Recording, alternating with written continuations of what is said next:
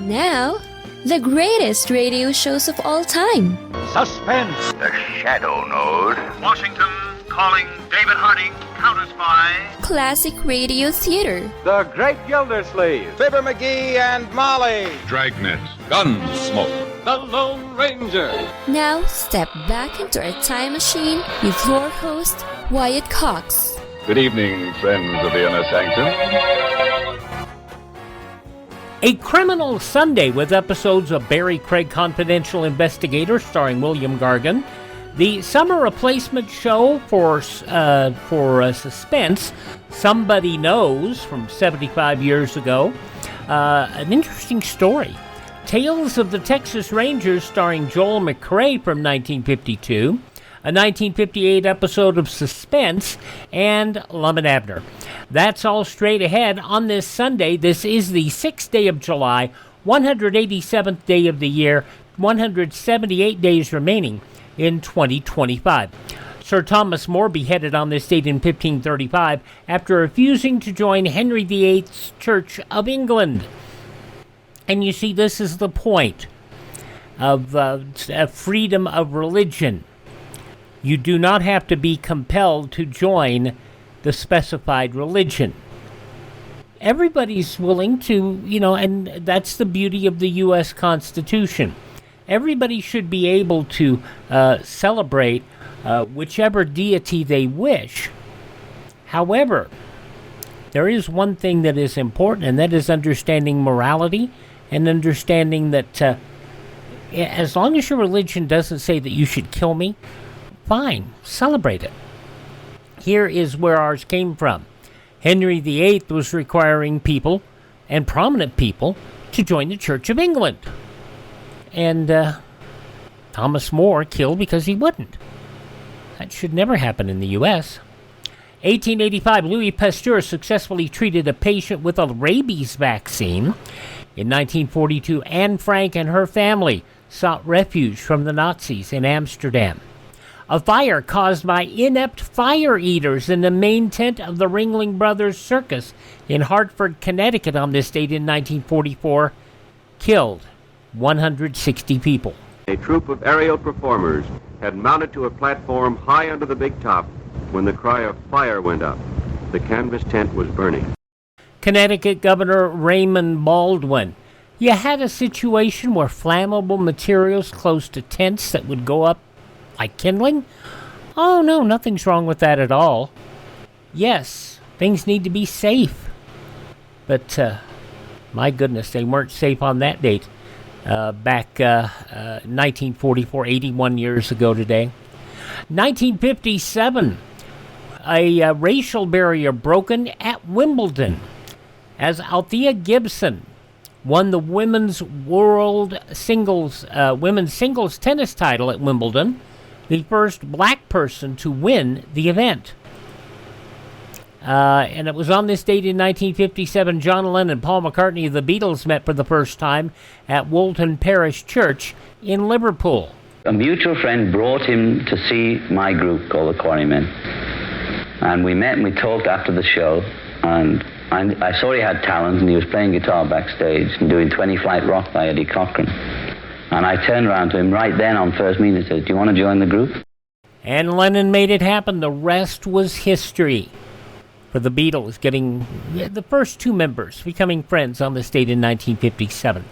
In 1997, the Mars rover Sojourner rolled onto the Martian surface. It was in 2013 a Boeing 777 operating as Asiana Airlines Flight 214 crashed at San Francisco International Airport. 3 people died, and 181 of the 307 people on board were injured. And it was on this date in 2022, the Georgia Guidestones, a monument heavily damaged in a bombing, dismantled the same day. Controversial from its time of construction, it ultimately became the subject of conspiracy theories, which alleged it was actually connected to Satanism as opposed to Christianity, as its creator claimed. You know, if people want to build a building and say it's a monument to God, they can do it. If someone else wants to come out and say it's a monument to Satan, you can say that. But you can't blow something up like that. That is anti-American tremendously. Why can't we all... I mean, Rodney King said it best.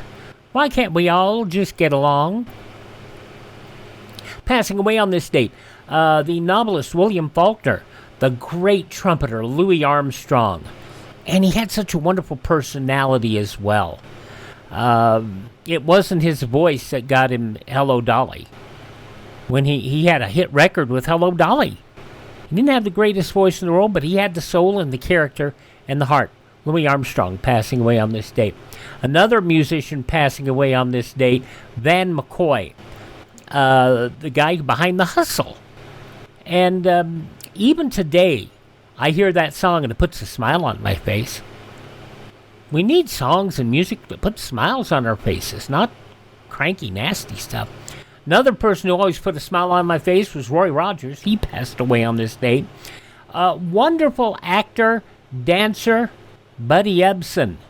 He passed away on this day. Of course, we all remember him as Jed Clampett in the Beverly Hillbillies, but Barnaby Jones as well. And a lot of people don't remember that Buddy Ebsen was originally going to be the Tin Man in The Wizard of Oz. Problem was, the initial paint they used to put his face in the costume, it was deadly, and it made him very, very sick. So, Buddy Ebsen could have been the Tin Man in The Wizard of Oz. Also, film producer, talent agent Jerry Weintraub passing on this date. Charlie Daniels, The Devil Went Down to Georgia, now fiddling away on the other side. And actor James Caan, passing away on this date 3 years ago.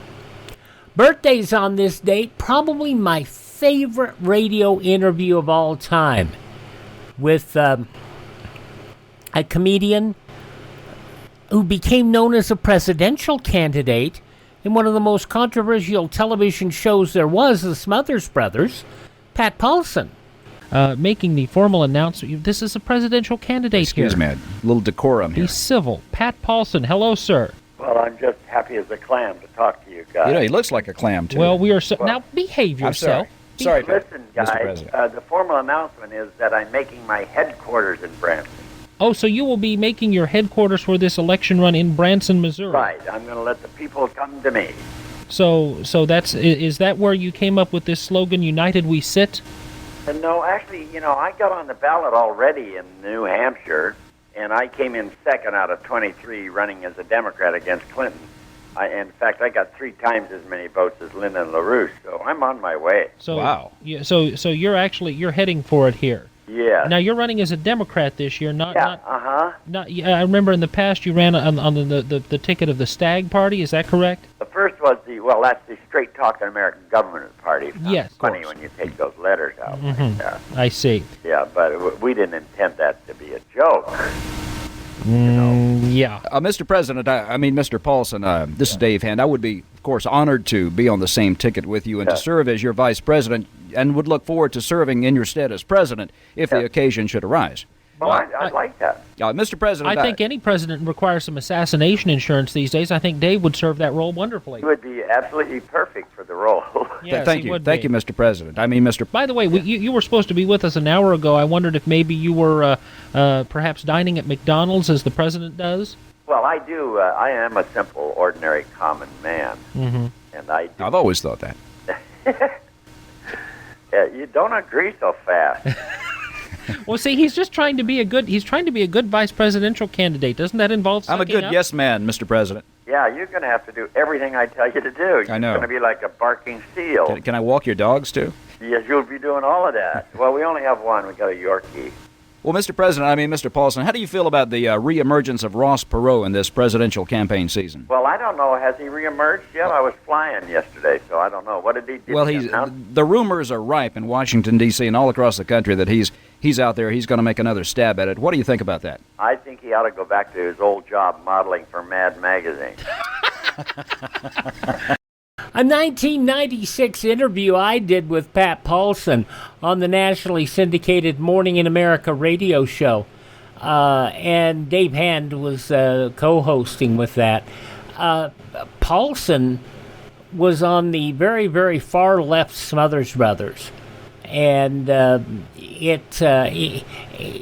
was funny. Smothers Brothers were great comedians. But they insisted on poking the bear and doing the political stuff. And Paulson was just such a wonderful satirist comedian, deadpan humor. He was great. And Pat Paulson, born on this date in history, along with Naval Commander John Paul Jones, Sebastian Cabot, whom we all remember from The Family Affair, but a lot of people don't remember that he had a lot of dramatic roles ahead of that, and he was a star of another show that people forget about, and that was Pantomime Quiz, which then became Mike Stokey's Stump the Stars. And he was great at pantomime. A lot of people don't know that. First Lady Nancy Reagan, born on this date. Bill Haley and the Comets, Rock Around the Clock, and See You Later, Alligator. Everybody remembers Merv Griffin from the talk shows. A lot of people remember that he developed Jeopardy. A lot of people don't know he was a really good singer and had some hit songs along the way. I got a lovely bunch of coconuts. Merv Griffin, born on this date. Oh, the delightful Della Reese. There's another one. Great singer, great actress. And actor Ned Beatty, another fine actor. All those folks born on this date in history who have shuffled on to the other side. Hi, this is Jeff Foxworthy. It is now time for the birthday announcements. The following people are now officially older than dirt. Miss Country Soul, Jeannie C. Riley, her great 66 hit, Don't Touch Me. Jeannie Seeley, still with us today at 85 years of age. Holy birthdays, Batman. Burt Ward is 80 today. Well, there was 378 holies in Batman in the original series, and it worked out to be about 3 per half hour because there's 120 episodes, 380, so it was about 3 per half hour. This has got a lot of the holies in there, and they're really intelligent holies. They're not just tied into, like I remember there was a thing in a spaghetti factory in the original series, and I said, "Holy ravioli, Batman!" But these holies are every bit direct to the situation, but they're richer, they're deeper, they're all of a sudden they're 2016. They're not past, they're current. Holy, here we go again, Batman. Holy whiskers! Holy birthday cake! Holy headache! Holy ball and chain! Holy triple feature! Holy slip disc! Holy known unknown flying objects! Holy hamstrings! Holy mucilage! Holy rainbow! Yes, Burt Ward gets the joke. He gets the joke. And he understood that the 1965 Batman was not a serious character. And he goes along with it to this day. Burt Ward, 80 years old today. The second Bush president, George W. Bush, is 79 today. There's no doubt in my mind this world will be better off as freedom spreads. And I'm proud that the United States of America is taking the lead. People get confused. People don't get confused when I talk about the Bush presidencies, because I'm always clear to say George Herbert Walker Bush or George W. Bush. I'm very clear because it can get confusing. It's like, in the day, if you dealt with the Adamses. You had John Adams and you had John Quincy Adams, so you have to make sure who's who. George W. is still with us at 79 years of age. Also 79 today is Rocky Balboa. Well, no, Sylvester Stallone is 79 today. Yo, Adrian, it's me, Rocky. Lots of characters go through their acting career and they don't get one good solid thing that they're tied to. Everybody will remember Sylvester Stallone not only for Rocky, but for Rambo. Sylvester Stallone, 79 years old today. From Pirates of the Caribbean and The King's Speech, Jeffrey Rush is 74 today. What'll I call you? Your Royal Highness. How about Bertie? Only my family used to say. In here, it's better if we're equals. That's from The King's Speech. Jeffrey Rush, 74 today. A wonderful story. 50 Cent, Curtis James Jackson, 50 years old today. Tia and Tamara Mowry, the twin actresses, 47 years old today. I think their biggest hit show was Sister Sister. And Friends, Kevin Hart is 46 today. I'm from a school of A's, B's, and C's. You know, D's are bad, F's are bad. So in my mind, I'm like, you got worse than an F. Like, you got an E. Kevin Hart's one of those actors that can work blue. He can work absolutely filthy. But I think he's funnier when he doesn't. And, you know, that says a lot about an actor. Kevin Hart, 46 years old today.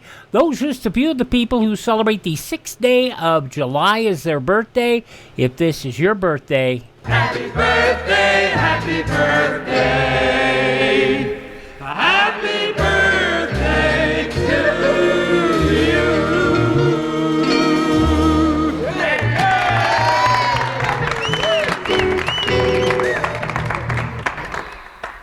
All right, let's get going on this Sunday edition of Classic Radio Theater by going back 54 years, July 6, 1954, 71 years ago, Barrie Craig, Confidential Investigator. That's up first.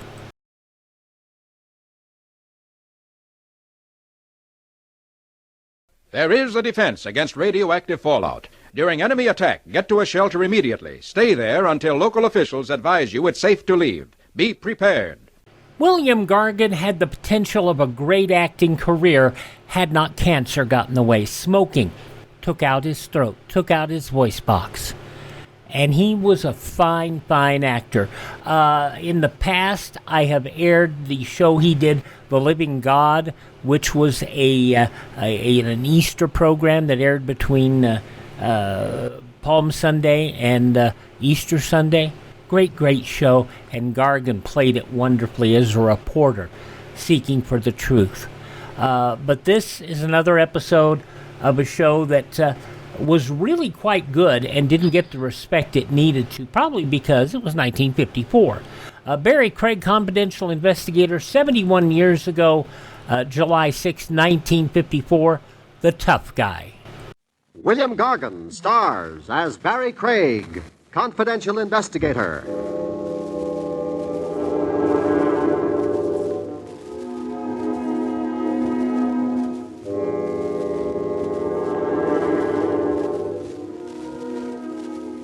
If you crave all the elbow room you can get, folks, be sure to have your coffin built to your own specifications.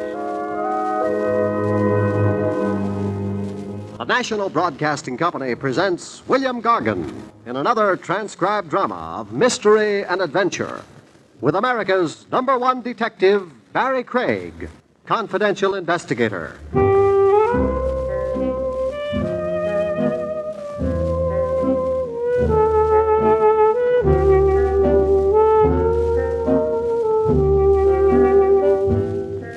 Barrie Craig speaking. Live sharply with your senses in high gear, as a confidential cop must. You notice things the average citizen never sees. Little situations that look normal on the surface, but aren't really. Like a loving couple on the subway, the Sea Beach Express, en route from Times Square to Coney Island.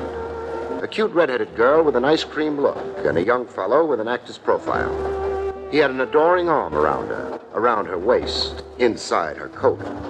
Young lovers, peaches and honey. Only thing, I could see the hard outline of a gun under the girl's coat. She was acting cozy, all right, by persuasion. Going through a tunnel, I changed seats to chaperone the situation. Nice day. Huh? You say something? I asked, What do you think of the world situation? Hey, what are you, some kind of a nut? Isn't everybody? Look, creep, blow. My seat's paid for. But my ears aren't. Oh, now, that's an unneighborly attitude. What does your girlfriend think about it? Mind your business about my girl. I can't. You what? Chivalry. I've got the taint of the Southern gentleman. I once spent a weekend in Chattanooga. I can't ever pass up a lady in distress. What makes you think she's in any distress? Isn't anybody with a gun in their ribs? Look, wise guy. A gun can point 2 ways, now bite your tongue. Can't do. I'm a lifelong vegetarian. You can get plugged. So can you. Even faster than me. What does that mean? Cast a downward glance, brother. My right hand in my right coat pocket. If I fired, now, let's see. Yeah, you'd be shot in the 7th rib. Who are you? Sir Galahad. I've got a suggestion to make. What? The next station stop, we get off. The 3 of us. You, me, and the redhead. If not, we'll both be disappointed.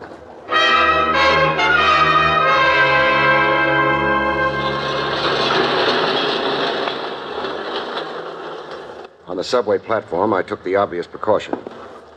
Your gun. Let's have it. Huh? Hand over your gun. Yeah, I guess you would want that. Only thing I'm not so sure I've got the drop on you. I know. First shot's yours, then my turn. You want it like that? Call me crazy. Tex, give him your gun. Tex, please. Looks like Angie's for you, mister. For you? She doesn't want you dead. Look, it's my life. You're not getting my gun. I'll have to lose it to you. Okay. You give me no choice. Don't, mister. Don't, please. Don't shoot Tex. No? He's stubborn, hard-bitten, crazy stubborn. That's his trouble. That's always been his trouble. You sound like it's been a long time with Tex. It's been a long time. I know him through and through. I see. So what's your line on the situation? Let him go. Just let him walk away. Take a walk, Tex. Sure.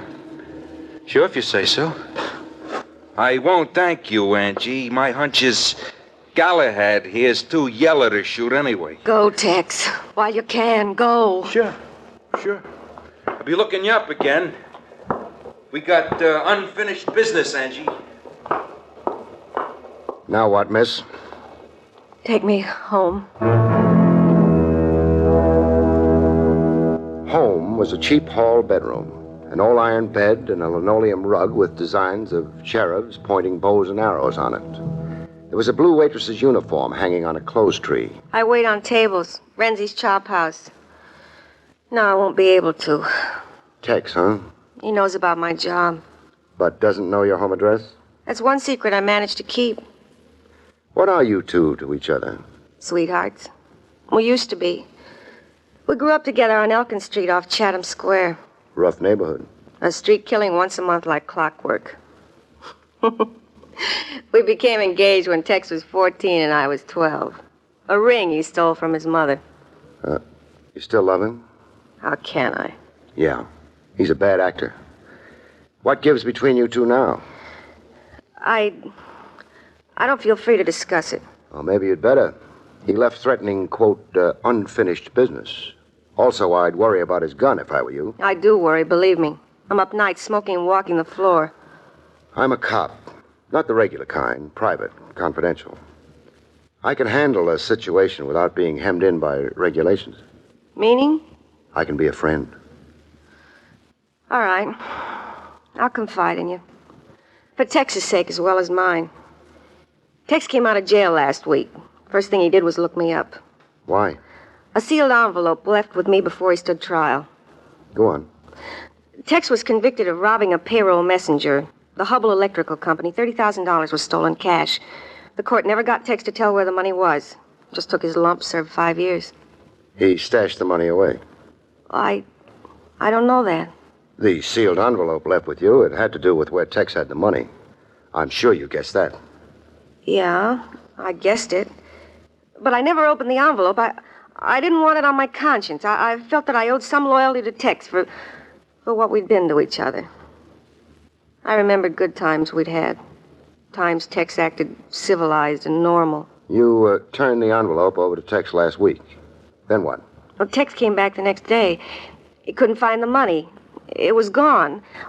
He accused you of a double cross. Yeah, imagine that I'd steamed open the envelope and then sealed it back. Where was the money supposed to be hidden? Well, Tex didn't say, and I don't know. Are you the only person Tex suspects? No. He also suspects his brother, Willie. Willie's his twin. Well, how does he connect Willie with the alleged double cross? Well, while Tex was up, I'd been seeing Willie. Dates. I needed companionship. I couldn't sit around like a stick of wood. Well, Tex thinks Willie got to the envelope, that I was careless with it. Where did you keep the envelope? Oh, there, under the linoleum. Could Willie have kidded you along just to get at the envelope? I'd say no. Willie's sweet. The opposite of Tex, hard-working and honest. He drives a laundry truck, works like a dog to get somewhere, but... But? Oh, you never know who to trust. You never know who's rotten in his heart. Yeah. Any money to tide you over while you stay away from Renzi's chop house? I got $4. You've got 24 now. Why are you giving me money? No strings attached. What good's my helping you if I let you starve to death? For so long, I'll be in touch. Goodbye. And, thanks.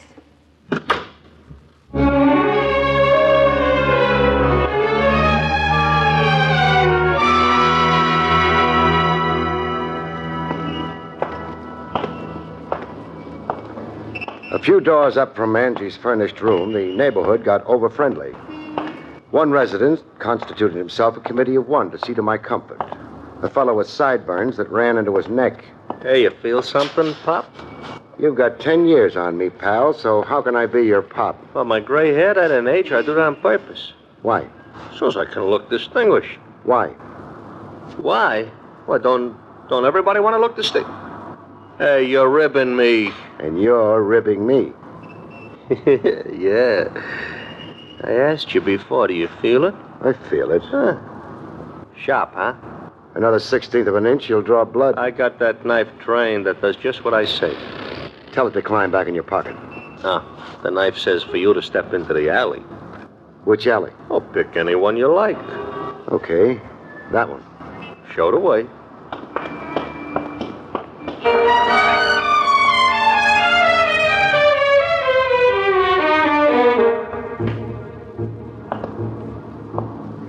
In the alley, I submitted to a frisking. Hold still. What prey are you looking for? A gat. How come, fella? Check my wallet and deduce for yourself. Oh. Private eye, huh? Worried? No, cops don't worry me. I worry them. A cop fighter. I was 10 and one shot my old man for nothing. I never forgot. Shot your old man for nothing? All he was doing was a saloon stick-up, only for laughs. Only for laughs? Yeah, it was a Saturday night, nothing doing, everything dead. The old man wanted to liven things up. And then, boom, and I'm an orphan. Stupid cop. Sad story. Well, should I love cops? No, but don't hate me. I'm private. I work for me. Now work for me. What do you want? I seen you with Angie Palmer, showing her home. So? So the dough Angie held for Tex when he was sent up, don't leave Nick out of it. You being Nick? Yeah. Me being the Nick that used to beat the ears off of Tex when we was kids, PS 142. 30 G's. And hot money. I've been drooling over it. Who's got it, huh? I don't know. Angie or Tex, huh? I said I don't know. Or maybe you. All I've got is what's in my wallet. $10. My worldly goods. Here, take back your wallet. I'm after big stuff. Just like you're after, huh? Meaning? Oh, you're after Angie for my reasons. Maybe. You make out. Remember, don't leave Nick out of it. Your knife says. My knife says. That fence there, you see it? I see it. Climb over it and find yourself some other street. I don't want to be seen with you. I'm hard luck climbing fences. I tear my pants. Get.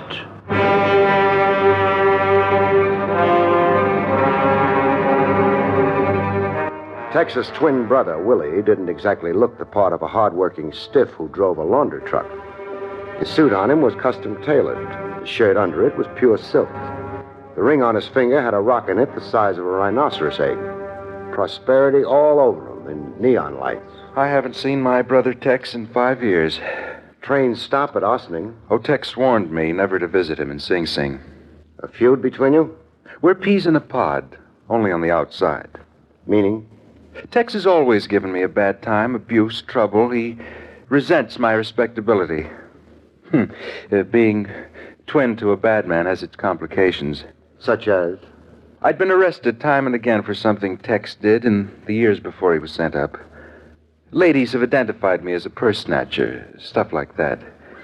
I'd stand sweating it out in police lineups. Angie, why are you romancing Tex's girl? The normal reasons. Love? Uh-huh. Head over heels since I was this high. But Angie's been Tex's girl. Once. That's over. The guy your brother is, you're asking for a headache. I know. It scares me, but it scares me more to give up Angie. I see. I glean you've had more schooling than Tex. Night school. I take courses in speech and electronics. Pointing for trade? Radio, TV repairman. I figure someday to open my own shop. Tell me, what's the twist in Tex? Well, he was a show-off as a kid. He got used to the wrong kind of applause. He'd pull all kinds of petty stuff just to get attention. He couldn't stand being ignored. It drove him crazy, made him feel like dirt. He's still a kid showing off. But don't take my analysis for it. I'm not a psychologist. I've got a rough question for you. I think I know it. Go ahead. Did I get close to Angie? Well, just to nose out where Tex hid the stolen $30,000. What's the answer? No. You have no idea where the loot is? No idea. Where can I find Tex? Have you any idea? It happens I do. In my own way, I keep a corner of my eye on him. Concerned for Tex and to protect myself. He's hot-headed and unpredictable. I never know. Well, where can I find him? 22 Tillery Street, a yard house behind the Corning Iron Works. Tex has always used it as a hideout. Thanks for the information. Go easy on Tex, huh? He needs understanding. He needs a straight steer into his future. He's got a blind wall in front of him. I'm referring to the 30,000.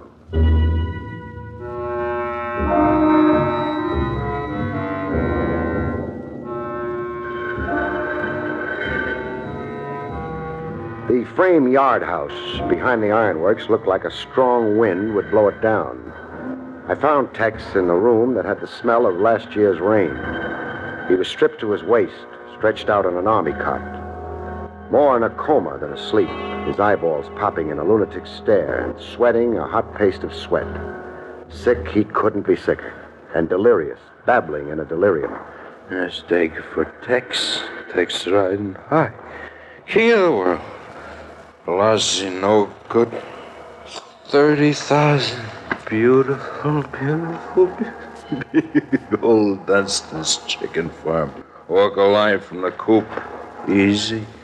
Oh, it's easy. Do it blindfolded. Easy. Easy as pie. Easy. Pretty soon, I was playing nurse to a hoodlum, bathing his brow and cooling him down. And then his eyes were on me, blind to who I was, and suddenly calm as if the fever had passed. Oh. You. Yeah? The bottle. The shelf over the sink. Reach me a pill, will you? Sure. Oh. Here, now, raise up a little. Oh. Thanks. The pill brings me to. Fine. Oh, I must have passed out. You were delirious. Yeah. Fever. I got it in the tropics once. I was a kid on a job in the tropics. Rubber plantation. I was hired out to a surveyor. 40 lousy bucks. The fever. It hits me and goes all the time. It hits me. It goes. Chronic, huh? Yeah. Chronic. The prison medic had me on shots. You... What? Do me another thing, will you? Fry me a couple of eggs. Oh, my stomach. It feels like an empty drum. How do you like your eggs?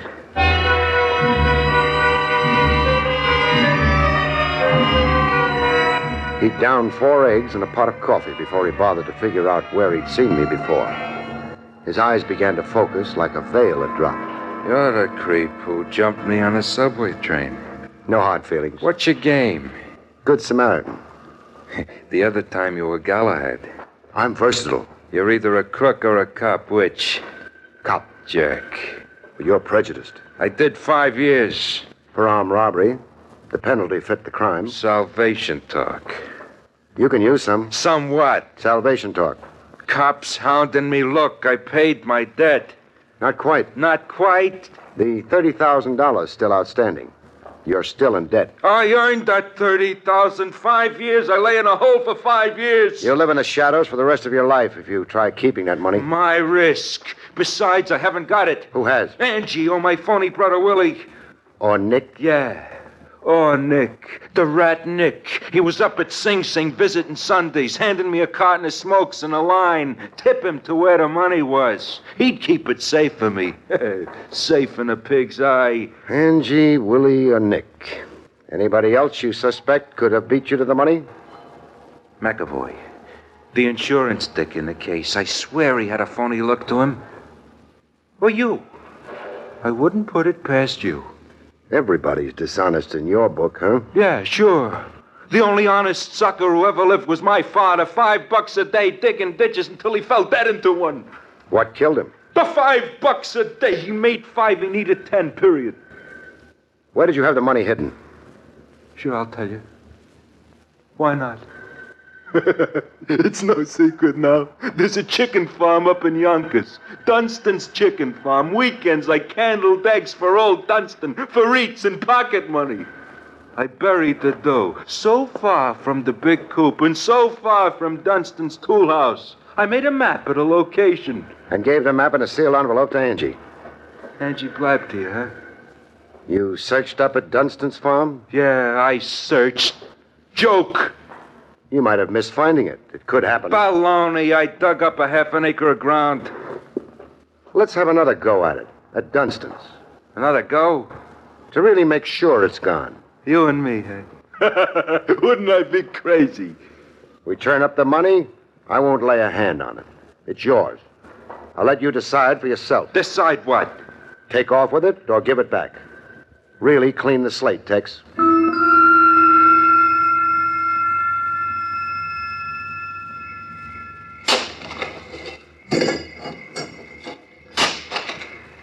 We had 4 hours of digging in the evening quiet of Dunstan's Chicken Farm.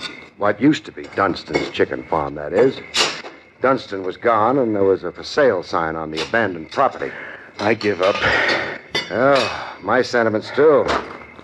We've at least dug up an old shoe. Now, if we can find one to match it. Oh, don't make with the jokes. The money's been snitched. I know it. Maybe old Dunstan himself. Don't sell me that.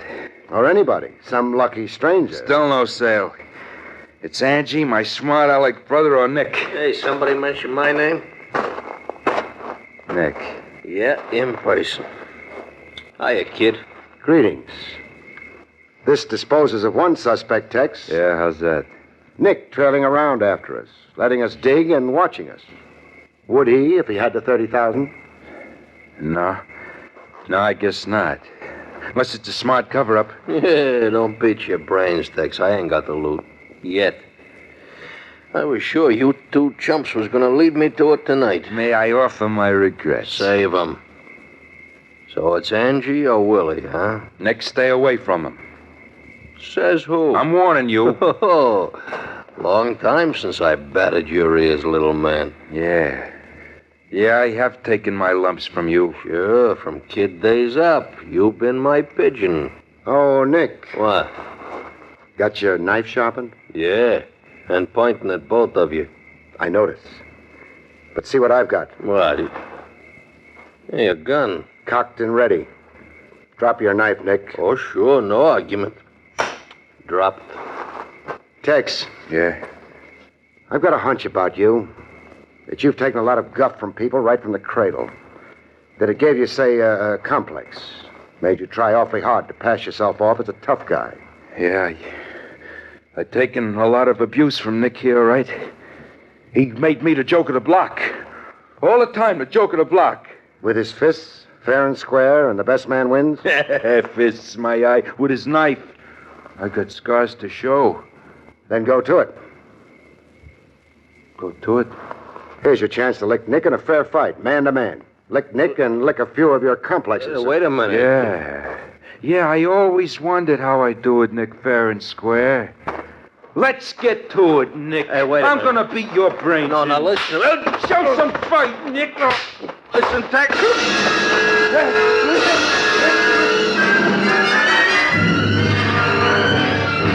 With Nick demolished, we had T-bone steaks for ourselves in a lunch wagon. There was a new shine to Tex. Confidence, but of a different variety than before. Oh, I feel great. I'm glad to hear. Oh, like a weight off me. Like Nick was the symbol of something that had me down. Always had me down. Well, in flattening Nick, you proved to yourself you could make out on the level with honest sweat and toil. Yeah. It flashed through me the exact words you say. I got stuff I don't have to put on. I can be me. But I'm forgetting something. What? The money.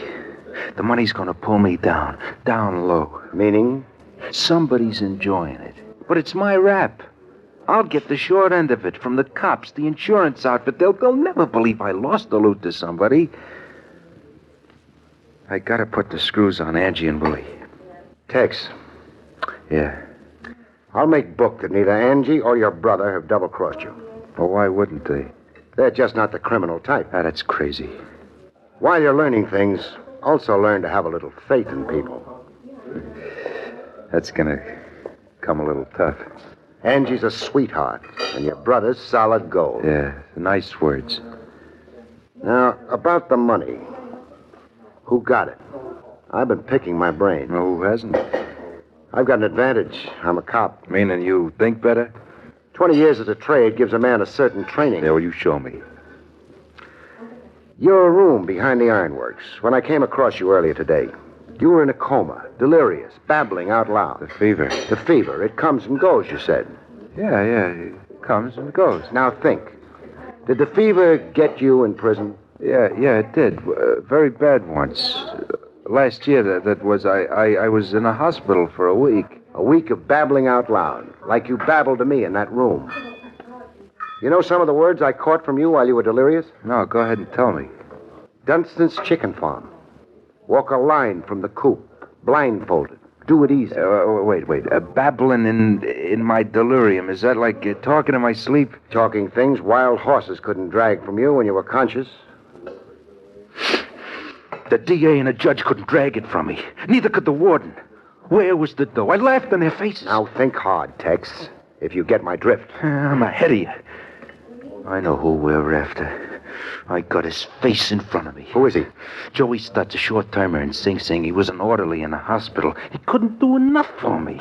With the alcohol and the sponge, with the medicine, every time I'd come to, there was Joey sitting in my bed. Smart Joey. He got an earful of your babble. Oh, yeah. I made him a present of 30 grand. Know where we can look him up? Yeah, I know. I do know.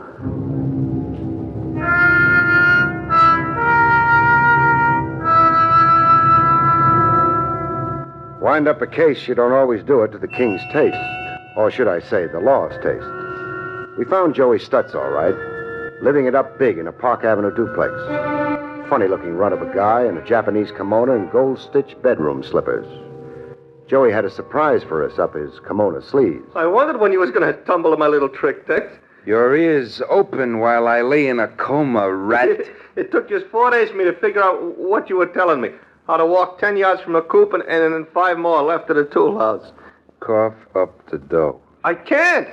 Make it tough, Joey, so help me. No, take it easy, Tex. Take it easy. I'll give you what I got. Look, here, how much is there, huh? 82 cents. 30 G's, Joey. Oh, wait till I show you, Tex. Here, look. Canceled checks. See? You total them up, I think you'll get 30 grand, just about. You went through 30 grand? Sure, in a year it was easy. I had myself a ball. I had horses and dames and a fancy foreign sports job that I rented. Whoa. Tex, it was like a dream come true. A dream? Yeah, for 1 year, but you're king of the world. Money to burn, not a care in the world. Oh, Tex, come on. You had the same dream yourself, huh? Yeah.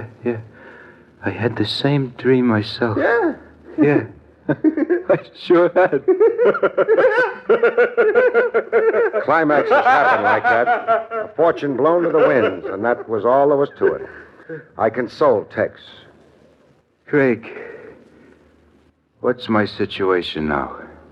Well, we get the truth on public record. I'd say you're in the clear yourself. Blameless. Free to live the new man. Joey here has a debt to pay. I'm ready to do time. Because, brother, what I did was worth it. Yeah, you had more fun. 82 cents left out of $30,000. How did you manage to hold on to 82 cents, Joey? I got a thrifty streak in me on my mother's side. hey, look, you're grinning, Shummers. Yeah. I'm thinking how I'm going to take you downtown as you are, in your silk kimono and gold slippers. Huh? I want headquarters to see what the well-dressed crook is wearing nowadays. Shall we go, gentlemen?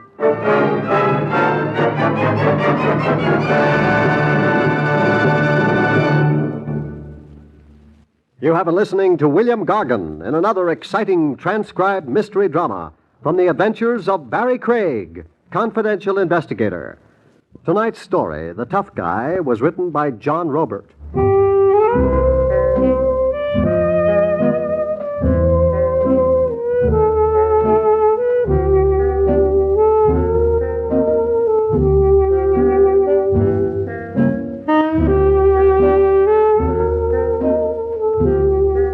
Next week, it's the strange story of murder by error, about which Barrie Craig has this to say. Next week's story, Murder by Error, a footloose husband stubs his morals and almost collapses into the electric chair when a hot pistol sends a cold chill through him. Good night, folks. See you next week.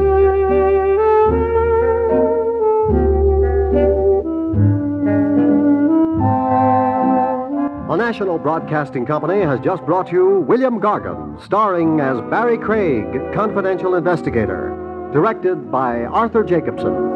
Heard in our cast were Charlotte Lawrence, Shep Menken, and Larry Dotkin. This is Eddie King speaking.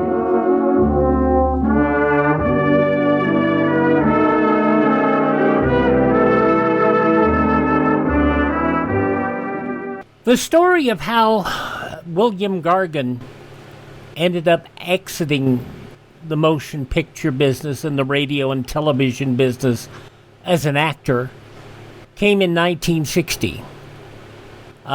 He was getting ready to be cast on stage as the best man.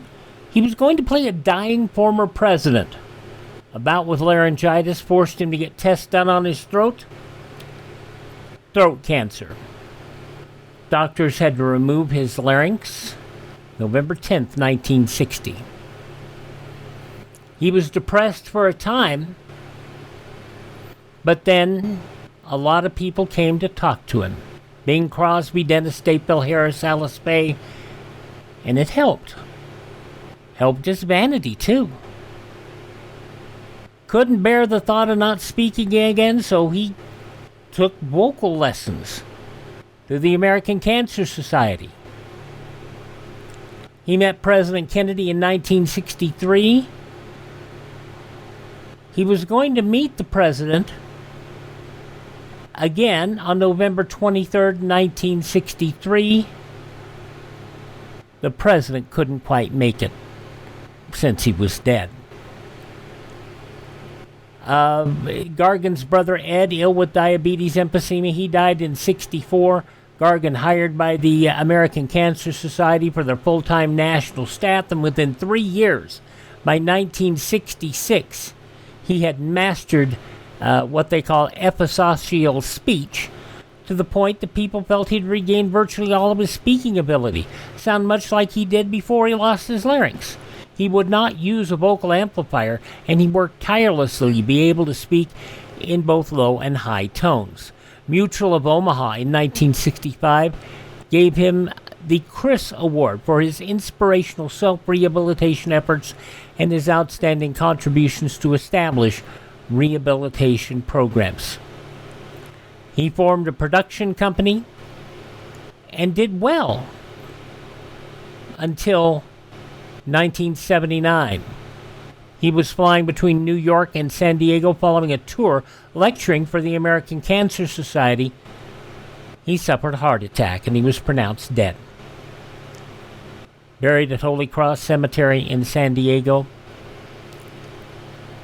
William Gargan passing away at the age of 73. But it's a story of perseverance. It's a story of taking care of yourself and not doing stupid stuff. He was a smoker, yes. William Gargan, Barrie Craig Confidential Investigator, as it was originally broadcast 71 years ago, July 6, 1954, here on Classic Radio Theater with Wyatt Cox. There were still summer replacement shows in 1950, and you're going to hear one of those next called Somebody Knows.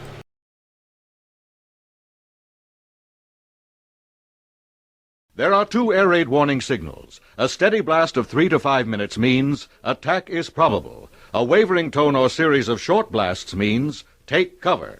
So Suspense was a regular Thursday night program.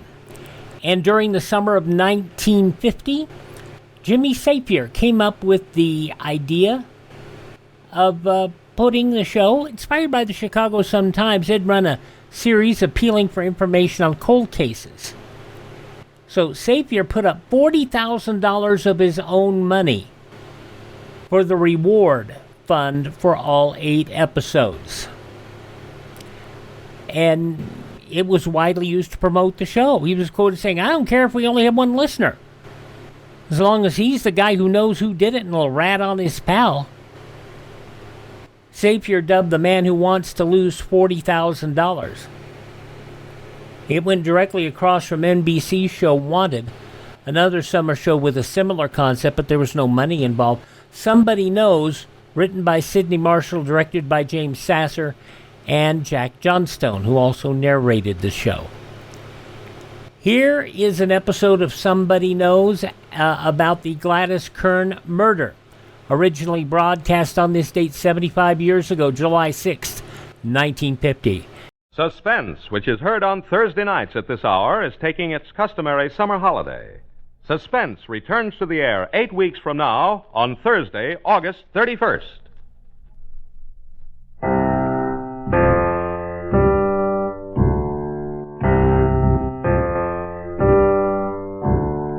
Ladies and gentlemen, a $5,000 reward will be offered each week on the program immediately following this announcement.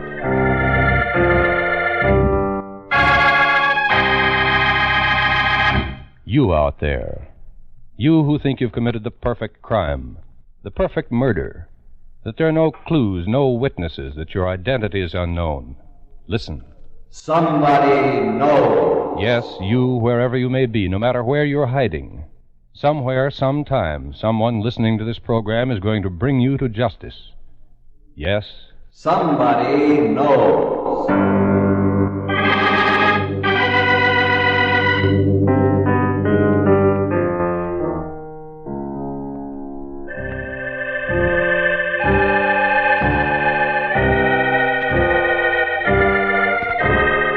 The Columbia Broadcasting System presents Somebody Knows, a program conceived in the public interest, dedicated to aiding the forces of law and order in the solution of this nation's unsolved crimes.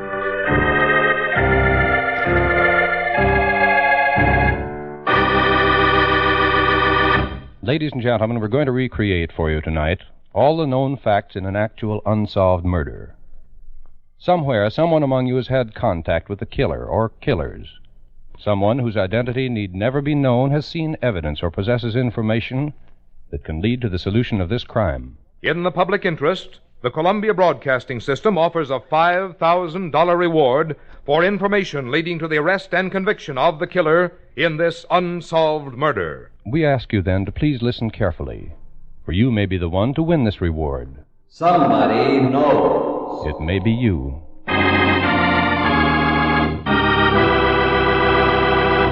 And now we open the files on one of this nation's unsolved murders. It's homicide file number DR75-4613 of the Los Angeles, California Police Department. The unsolved murder of Mrs. Gladys Kern.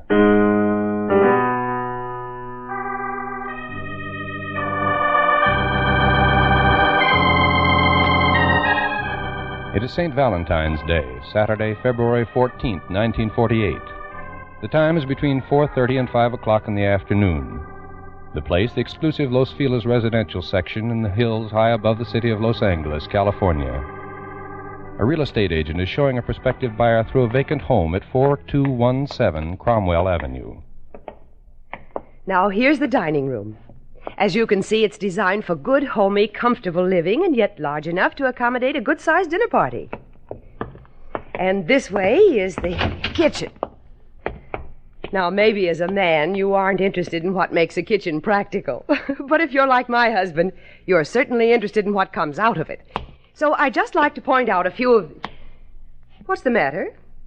Why are you looking at me that knife? What are you doing with that knife? No, you can't. No!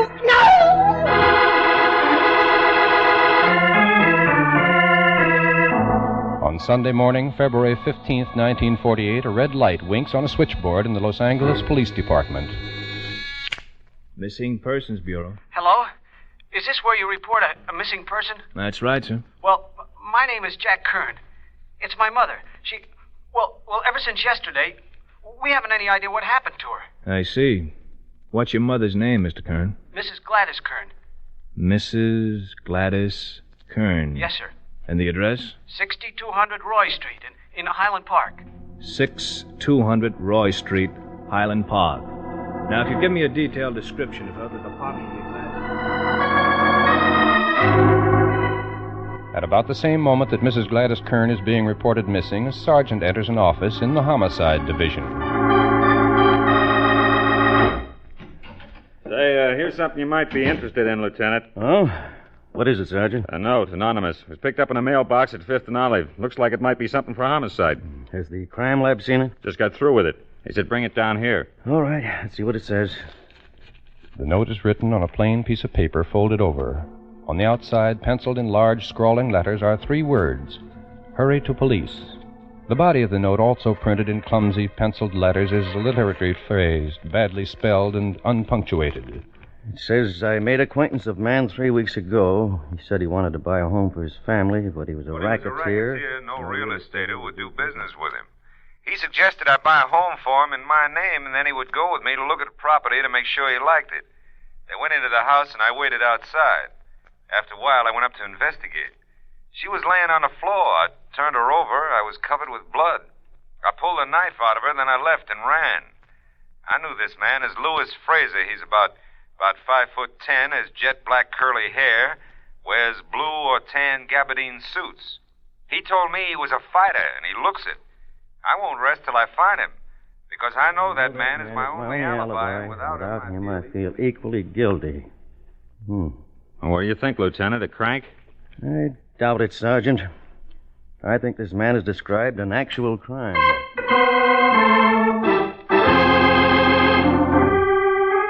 Monday morning, February 16th, 1948, Mr. Fred Lyon, a realtor with offices at 2144 Hillhurst Avenue, is showing homes to 2 women prospects, one of whom is Mrs. Verdi F. Cross, a trained nurse.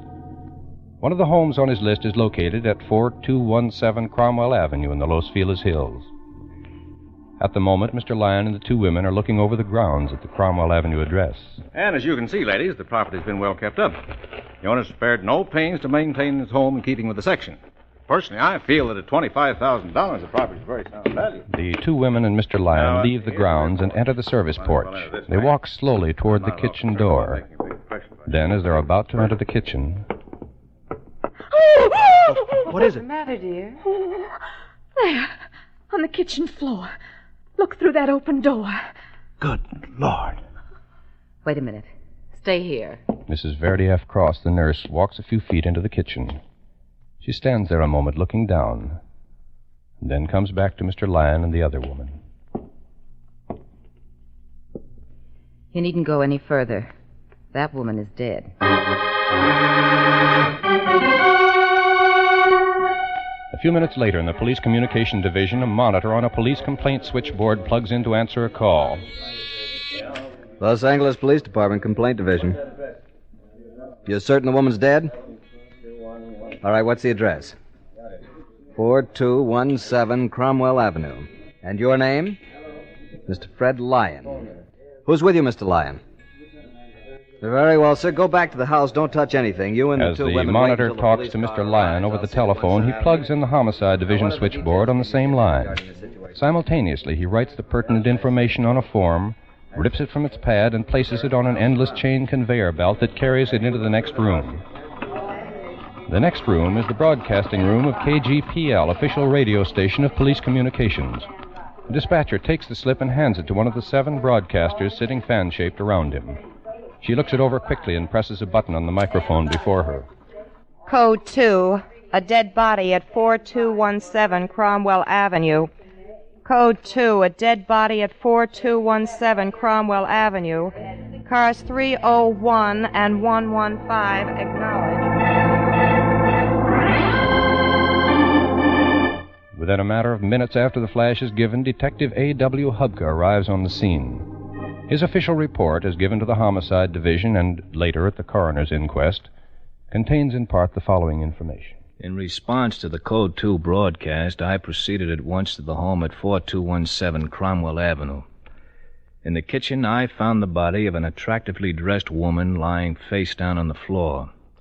My examination satisfied me that she was dead. There was a deep wound in her back between the shoulder blades. Obviously a knife wound. In the kitchen sink, I found a leather-handled hunting knife with a blade of about 6 inches in length. An attempt had been made to wash it clean, though some traces of blood stains still remained. Also in the sink was a man's balled-up handkerchief which bore stains that I presumed to be blood. Beside the body lay an open purse and a wallet. Within a short time, a detail arrived from Homicide Division.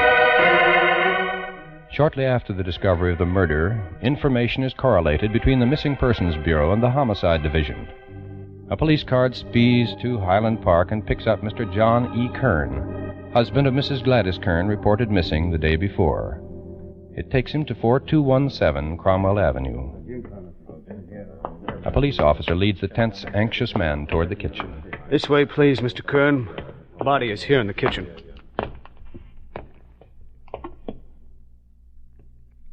Gladys.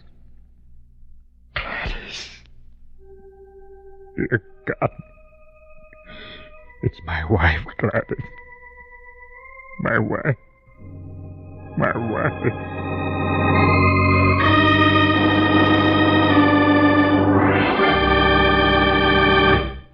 In just a moment, we'll continue with file number DR75-4613 of the Los Angeles, California Police Department.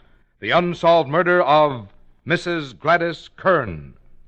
CBS invites you to hear another adventure in the far corners of the world with yours truly, Johnny Dollar, later tonight. Starring Hollywood actor Edmund O'Brien, yours truly, Johnny Dollar, brings you the adventures of a top investigator for a large insurance company.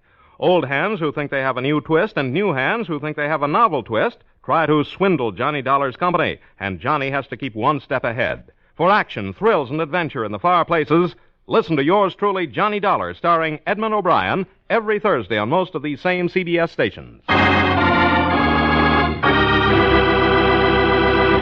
And now, ladies and gentlemen, we'll continue with the rest of the factual information concerning the unsolved murder of Mrs. Gladys Kern. Remember, $5,000 reward will be paid for information leading to the arrest and conviction of her killer.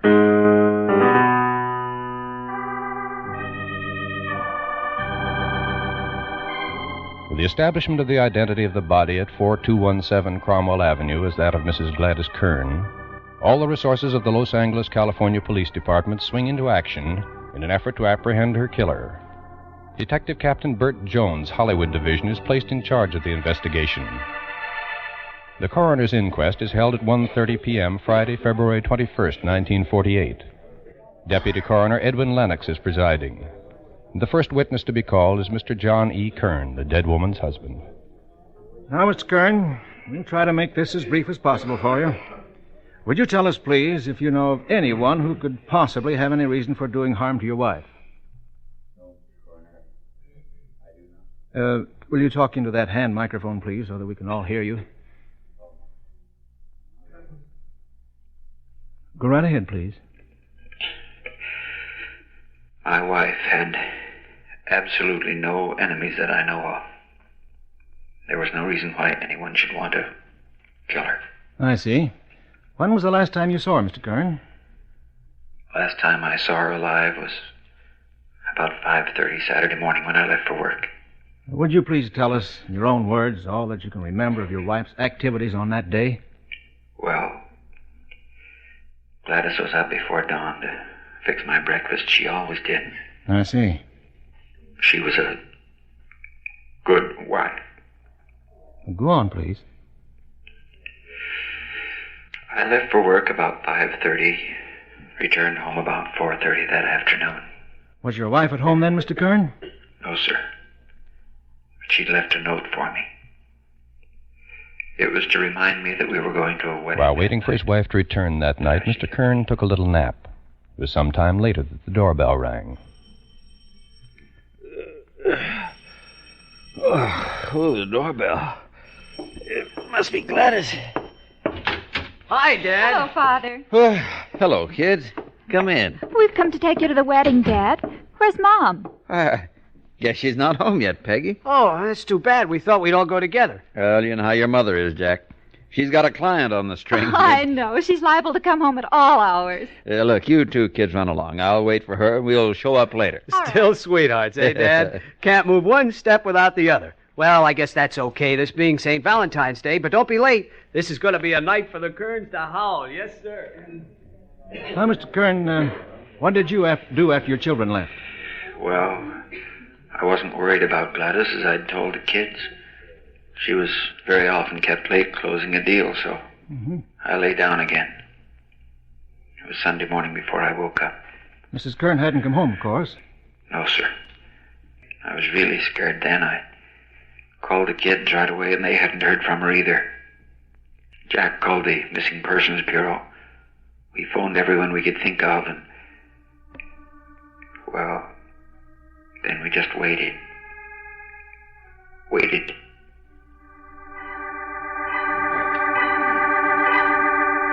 Meanwhile, the reports on preliminary investigation in the case are discouraging. Detective Captain Jones has only this information to offer. The murder weapon, the leather-handled K-bar hunting knife, is the type widely sold in war surplus stores. A check has been made of each such store in the city without any concrete results. We are also urging the anonymous letter writer through the radio and press to turn himself in, work with the police. No response has been forthcoming to date. Chemist Ray Pinker of the Police Crime Laboratory has this to report. Mrs. Kern's purse of a black plastic material would hold no fingerprints unless applied by wet or blood-covered fingers. We found none. Nor were there any prints in the wallet or the murder weapon. The anonymous note had passed through too many hands to provide us with anything of value.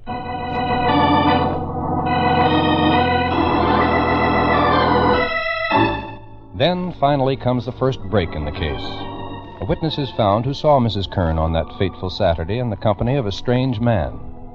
The witness, Mrs. Mary Johnson, manager of a drugstore at North Vermont and Fountain Avenues. Why, yes, officer. I saw Mrs. Kern on St. Valentine's Day. She came in here real often. Her real estate office is only a few doors away, you know, at 13007 North Vermont. Well, it was about 2 o'clock in the afternoon, I'd say, that she came in. I was busy back here at the drug counter, so I didn't really pay much attention. But I did notice that there was a man with her. He was... What? Oh, no, I'd never seen him before. None of the others had either. They sat at the soda fountain and talked for a while, and, well, then they left. That was the last time I ever saw poor Mrs. Kern. The man? Well, as near as I can recall, he was of medium build. He wore a dark blue suit. Yes, I remember now. He had very dark hair. Yes, very dark hair. Blue suit, very dark hair. What was it that anonymous note had said? I know this man is Louis Fraser. He's about 5'10", has jet black curly hair. Wears a blue or tan gabardine suit. Then, 2 weeks later in Long Beach, California, just a few miles away, another event takes place that finds its way into the file on Mrs. Gladys Kern. In a real estate office at 4591 Banner Street, Mrs. Jacques Landis is sitting at her desk, checking property listings when the door opens. Hello there. Hi. You got any houses for sale? Should say we have. What kind of a house were you looking for? I'm not particular. Nobody else in the office? Not at the moment, no, but I have all the listings. If you could give me some idea of... Does this give you some idea, lady? That knife. What are you doing with that knife? If you just keep your mouth shut, I ain't gonna do nothing with it. If you don't, I'll... All right, now. Let me have that purse. Quick, now. Yes, of course. Here. Okay. Now you just sit there and keep that mouth shut. Yes. You better not do anything for 5 minutes. Or I'll come back and I'm gonna take care of it. So long. Thanks.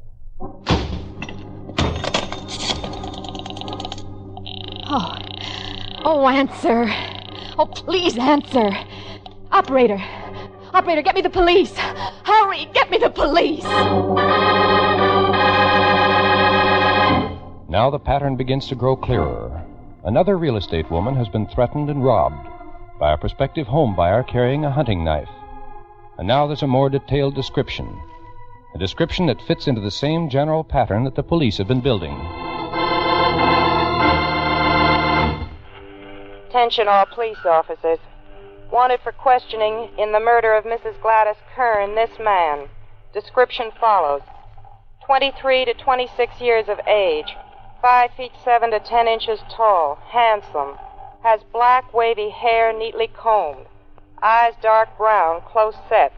Smooth shaven, features sharp. Has Midwestern accent.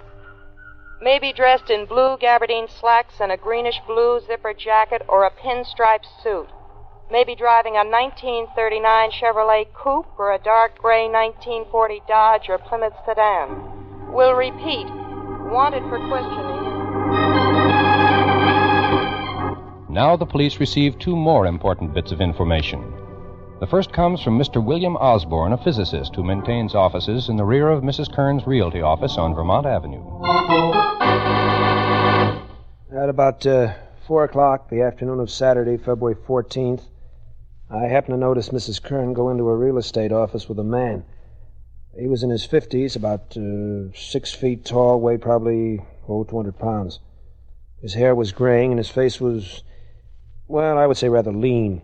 He had a New York appearance in his manner and his dress. He and Mrs. Kern were talking and joking, and they left shortly after they'd come in. I'd never seen the man before, and I never saw him again. The second bit of information, undoubtedly one of the most important clues in the entire case, came from Mrs. Peggy Ann Phillips, young married daughter of Mrs. Kern. When I was graduated from school, my brother Jack gave me a diamond wristwatch as a present. A short time before St. Valentine's Day, my mother took her watch to a jeweler for repair, and I gave her mine to wear meanwhile.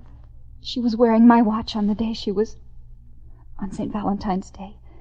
When the police found her, the watch was gone.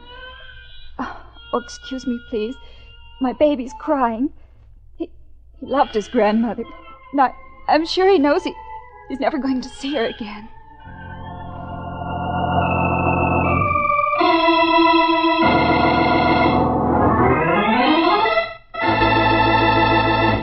Ladies and gentlemen, we've now given you all available information as contained in the files of the Los Angeles, California Police Department regarding the unsolved murder of Mrs. Gladys Kern. On the basis of that information, the coroner's jury said, We find the death of Mrs. Gladys Kern to be a homicide at the hands of person or persons unknown. Person or persons unknown? No. The killer of Mrs. Kern is not unknown. Somewhere in whatever town or city this man is hiding, some one of you has seen him today, has spoken to him, eaten lunch and dinner with him, driven in the same car that he used on the day of the murder. No, the cold-blooded killer who took Mrs. Kern's life is not a person who is unknown. Somebody knows.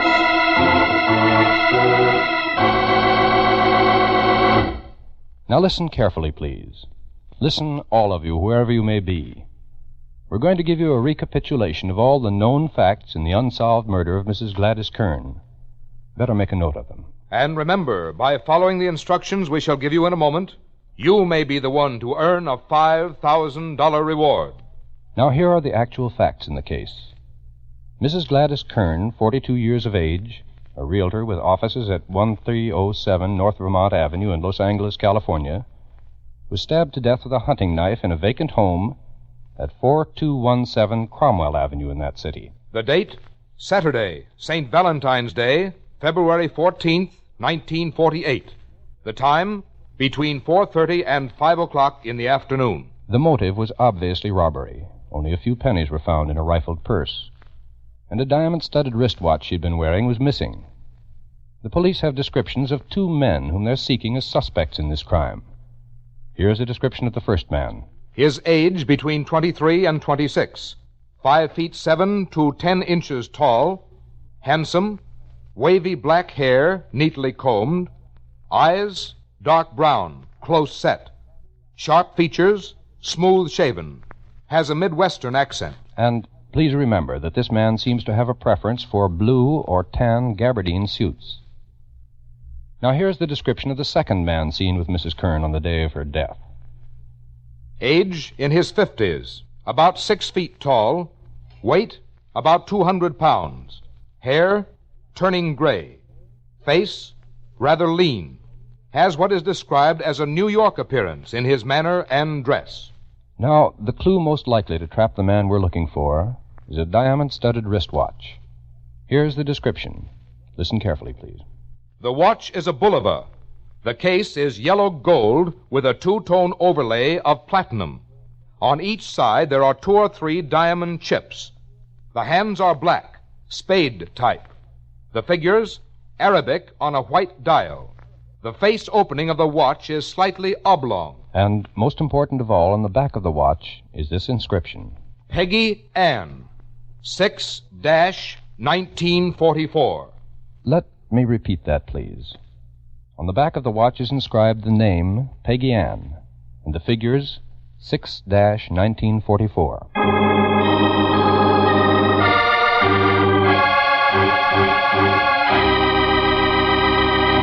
Ladies and gentlemen, if any of you possesses information that may have bearing on the unsolved murder of Mrs. Gladys Kern, please follow these instructions so that your name and identity need never be made known unless you wish. Now listen carefully. Write your information on a plain sheet of paper. Do not sign your name. Instead, sign it with 6 numbers, any arrangement of any 6 numbers. Then tear off a blank corner of that paper with a ragged edge. Write the same 6 numbers on that corner and keep it.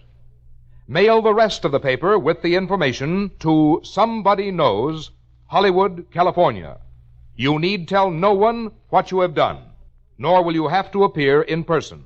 If the information you've supplied leads to the arrest and conviction of the killer of Gladys Kern, we'll announce your signature number on this program. Then, if you don't want your name to be known, go to your lawyer or doctor, your priest, minister, or rabbi, and have him present the torn corner of the paper to any CBS station. In this way, you won't have to appear in person. If the torn corner matches the original paper containing the information, the $5,000 reward will be yours. Remember, you, wherever you are, you whose name need never be known, you may earn a reward of $5,000.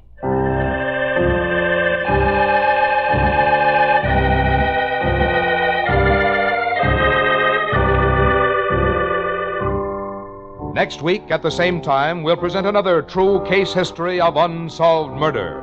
Homicide file number 78654 of the St. Paul, Minnesota Police Bureau. The unsolved murder of Mary Agnes Kabiska. You out there, you who've murdered in cold blood and think you've gotten away with it, listen. You cannot escape.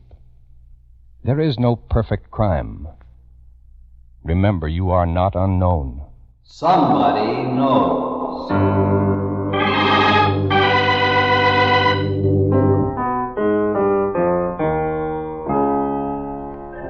Tonight's case was written by Sidney Marshall from information in the files of the Los Angeles, California Police Department.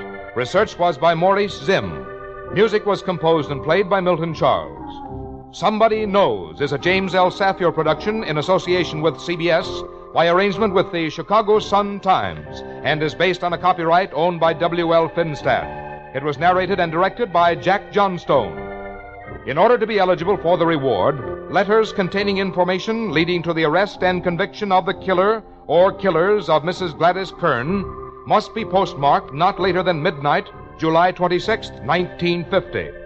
Arrest of the guilty person or persons must occur within 90 days of that date, and conviction must be within 1 year of tonight's broadcast. If more than one person gives the information leading to conviction, our judges will divide the $5,000 reward among them in proportion to the importance the judges attach to the facts supplied. And in this, the decision of our judges will be final. Until next Thursday at the same time, this is Frank Goss saying good night for Somebody Knows. Excuse me, but have you met Ethelbert? Ethelbert is one of the constant joys of the CBS crime photographer shows. The others being the fast-paced action, the ingenious stories, and the trigger-quick thinking of Casey, the crime photographer himself. Stay tuned right now for Casey's latest adventure entitled Collision.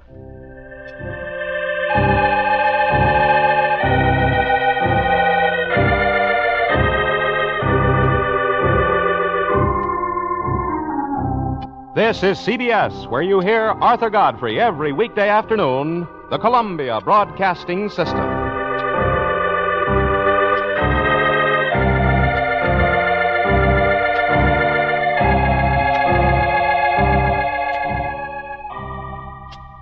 Jimmy Sapier's $40,000 was safe. During the 8 weeks of the program and the period thereafter, nobody claimed, and all of the cases except one were never solved. The case that was presented of Paula Kohler Eubanks on August 3rd was solved in 1974. Kansas City police closing the file on the case after a woman came forward claiming her estranged husband was the killer. She shared intimate knowledge of the killings, including personal items taken from Eubanks. Police concluded her husband was indeed most likely the killer.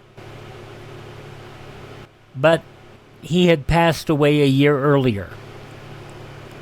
Out of respect to his family, police never publicly identified the man. Somebody Knows, an amazing program, the summer replacement series for suspense, as it was broadcast on this date, July 6th, 1950, here on Classic Radio Theater with Wyatt Cox. We'll have an episode of Suspense from the summer of 1958 a little later in this program, but right now we're going to talk about what you'll have on tomorrow's show. And tomorrow it will be more crime, and you'll hear lots of crime shows in the summer. Not a lot of comedies, but we will have some. On this tomorrow, Dick Powell as Richard Rogue in Rogue's Gallery from 1946. Candy Matson from 1949, The Cable Car Case. Did Justice Triumph from 1947, Poison for Profits. And an episode of Escape from 1947, The Man Who Would Be King. On Tuesday, George and Gracie from 1940. Breakfast in Hollywood, The Tom Brenneman Show from 1947. Also, The FBI in Peace and War from 1956, and a 1962 episode of Yours Truly, Johnny Dollar, starring Mandel Kramer. On Wednesday, an episode of Bromance called Last Summer Show from 1955, Jeff Regan Investigator, She Eats Soybeans from 1950, Dana Andrews, I Was a Communist for the FBI, The Dangerous Dollars, and Calling All Cars from 1936. We will have comedy on Thursday all day with Granby's Green Acres, Gail Gordon and B. Benadera, The Adventures of Archie Andrews from 1948, Paul Winchell and Jerry Mahoney from 1944, and Our Miss Brooks from 1955. And Friday we'll have an hour of variety and an hour of drama with a 1937 presentation of the Chase and Sanborn Hour, and a 1938 presentation of the Mercury Theater on the Air and Bram Stoker's Dracula. That'll be coming up on Friday of this week. Stay with us here on Classic Radio Theater with Wyatt Cox. As next, we'll head to Texas. Tales of the Texas Rangers.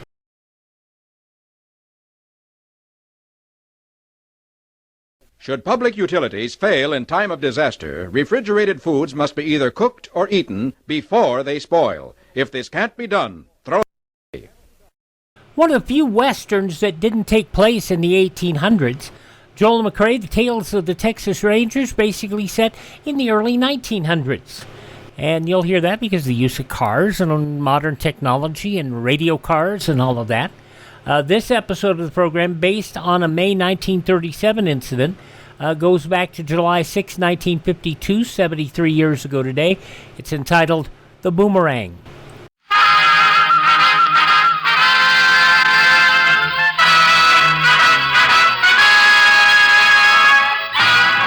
Tales of the Texas Rangers, starring Joel McRae as Ranger Jace Pearson. Another authentic reenactment of a case transcribed from the files of the Texas Rangers.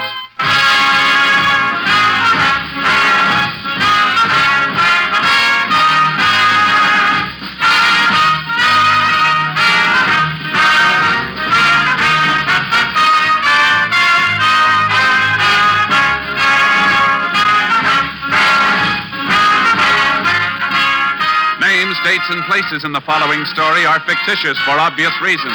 The events themselves are a matter of record.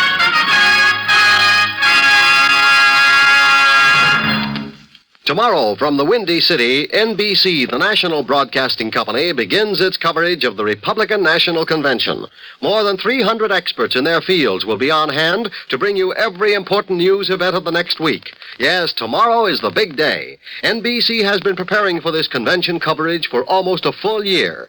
With tons of valuable equipment at their disposal and years of news experience behind them, men like H.V. Kaltenborn, John Cameron Swayze, Richard Harkness, W.W. Chaplin, and hundreds of other nationally known newsmen will see to it that you at home will be able to attend the Republican Convention on NBC. You'll be closer to the activity than many of the people at Chicago's International Amphitheater, for NBC will take you to the convention floor, to smoke-filled rooms, and to news studios built especially for convention use. Yes, NBC, with more personnel than any other network, will be your best bet for convention coverage. You'll hear all the news first on this station. Now, the Texas Rangers.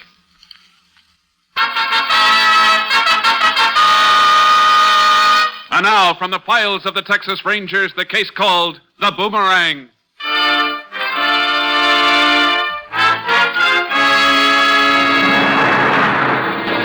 It is late afternoon on a Thursday in May, 1937. Several miles north of Catonsville, Texas, a car containing two middle-aged women pulls up in front of a shanty on a rundown farm. He's here, all right. There's his horse and buggy. I'll ride back with him, Ruthie. All right, Ethel. Thanks for driving me over. Don't mention it.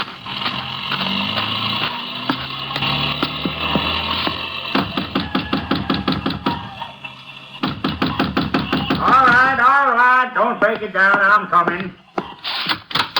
Oh, Mrs. Hadley. What do you want? Is my father in there? No, he ain't. Don't lie to me. That's his buggy. I said he ain't around. Now get out of here. Don't tell me what to do, Sam White. I'm coming in to get my paw. You take one step inside my place and I'll bust you in the teeth. What?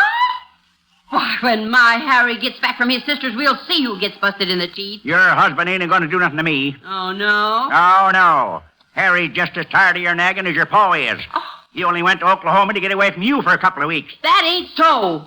Now you tell my pa to come out of there. Why don't you get on your broom and fly off my property? You're just asking for trouble, Sam, and you're gonna get it. Pa! Got you, Ethel. Are you out back? Yes. What do you want? I'm taking him home, and he ain't never coming here again. Why don't you ask him if he wants to go? He don't belong around no filthy, sloppy pig like you. The way I live's none of your nosy business. Hey, Roscoe, the warden's come to take you back. What's the matter this time, Ethel? How many times have I told you not to come over here? And what are you doing with your feet in that tub of dirty water? It's for my rheumatism. It's got sassafras roots and kale in it. Something Sam fixed up for you, I suppose. I'd like to fix up a pine box for you. Shut your mouth, you. Hey, ain't that Pa's watch chain you're wearing? Well, what of it? He give it to me. Pa, Why did you give him that gold chain? Well, he liked it. I never heard of such a thing. Sam, you hand over that chain right now. You just try and make me, woman. My mother give that to Pa. And he gave it to me, so I'm keeping it. Let's cut the arguing, Ethel. I give Sam a present and he's going to keep it. I want him to have it. You're always giving him something. Suppose you give him that box of canned goods out by the back door, too. I just loaned Sam the money for that until his pension check comes through. We bought the stuff because he invited me for supper. What for? So he could get some more of your money? It's your pa's money, not yours. If he helps me out once in a while, it's his business. Well, it's my business, too. Come on, Pa, get your feet out of that tub. Are you going to let your daughter push you around like that? There ain't no use in arguing with her. She always gets her way. If she was mine, I'd put her over my knee and whale the living daylights out of her, like she was a spoiled kid. Come on, Pa. You can put your shoes on in the buggy. Oh, all right, Ethel. Sure, go on, both of you.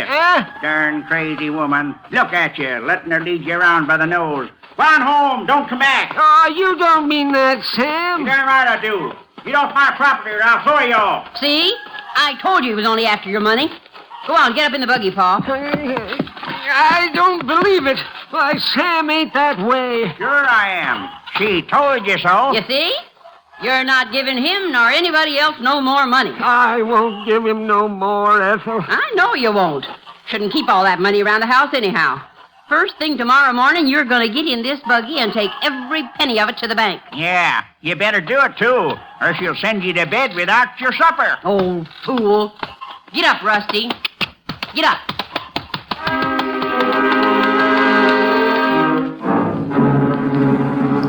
At 3:30 the following afternoon, Mrs. Hadley went to the office of Sheriff Nielsen and reported that her father, Roscoe Cryder, was missing. After a preliminary check, the sheriff requested aid from the Texas Rangers. 45 minutes later, Ranger Jace Pearson was at the sheriff's office. You'll find him, won't you, Ranger? We'll do our best, Mrs. Hadley. When was the last time you saw your father? About 9:30 this morning, when he took off in the buggy. With the $1,400? Yes, sir. Was in a tin box. He never got to the bank, Jace, and we can pretty well rule out the possibility of an accident. He's not at the hospital, and no doctor around here has seen him. Oh, excuse me. I know something terrible's happened to him. And it's all my fault. I made him go. I'll be right back, Jace. I'm going to take this call in the other office. Okay, Sheriff. Was your father feeling all right when he left for the bank, Mrs. Hadley? He wasn't ailing, if that's what you mean. But he was in pretty low spirits because I kept after him till he took off in the buggy. I was only doing it for his own good. Did he ever stay away this long before? Sometimes he'd sneak off with that awful man named Sam White. But I stopped off there, and Sam claims he ain't seen him all day. You think he might be lying? He sure could be, Ranger. He's a nasty old man. Can I see you over here? Sure. Excuse me, ma'am. What is it, Sheriff? That phone call. One of our boys in a plane thinks he spotted Cryder's horse and buggy. Where? On the edge of Bourne's Lake. But there was nobody near it. Have a deputy take Mrs. Hadley home. We'll go out there.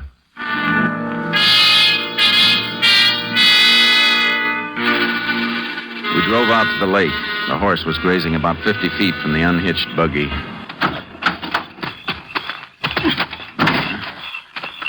Well, don't see him anywhere. There's nothing in the buggy. You can see where he walked around unhitching the horse. And I would look over there, Sheriff. Where? Down toward the edge of the water. A lot of footprints. Yeah. He must have gone up to his ankles in mud. Looks like someone shoved a rowboat off here into the water. Reckon he went rowing? It doesn't make much sense that Roscoe Cryder would take his money down here and go rowing. It sure doesn't. Can you see any boats on the lake? No, not from here. Let's get up on that rise. We ought to be able to spot it from there. The lake's only half-mile across at most. Yeah, this should be high enough. And there isn't a single boat out there. Now, wait a minute. There's one over there in that inlet. Nobody in it, though. Let's take a look. Might be the one Cryder used.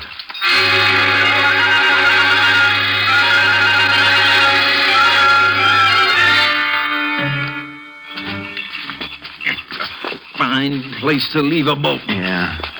Looks like it just drifted into these reeds. The oars are pulled in. The boat he took, all right. That mud on the floor is still wet. Well, the boat's in the water, so it's a pretty good chance he didn't go on shore. Wait a minute, Sheriff. What's the matter, Jace? That straw hat over there floating by the reeds. Come on. Doesn't look like it's been in the water very long. Look at the initials in this hat band. R.C. Roscoe Cryder.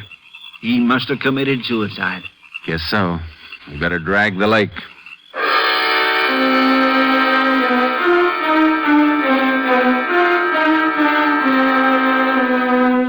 We told Mrs. Hadley the news. She broke down and bitterly blamed herself for her father's death. She felt she'd driven him to it by being too hard on him. I called headquarters for aid, and at dawn the following morning, a crew started dragging the lake. The sheriff and I circled the shore on horseback to see if the body had been washed up. Still worried about not finding the money? Don't you think it's kind of funny? Well, not exactly. Look, Jace, no man in his right mind commits suicide in the first place. Well, that's right. As I see it, Roscoe Cryder was all riled up because his daughter was running his life to her liking. If he was mad enough to kill himself, I think he'd be sore enough to take his money to the bottom with him. Maybe so. I can't see why he wanted to destroy $1,400.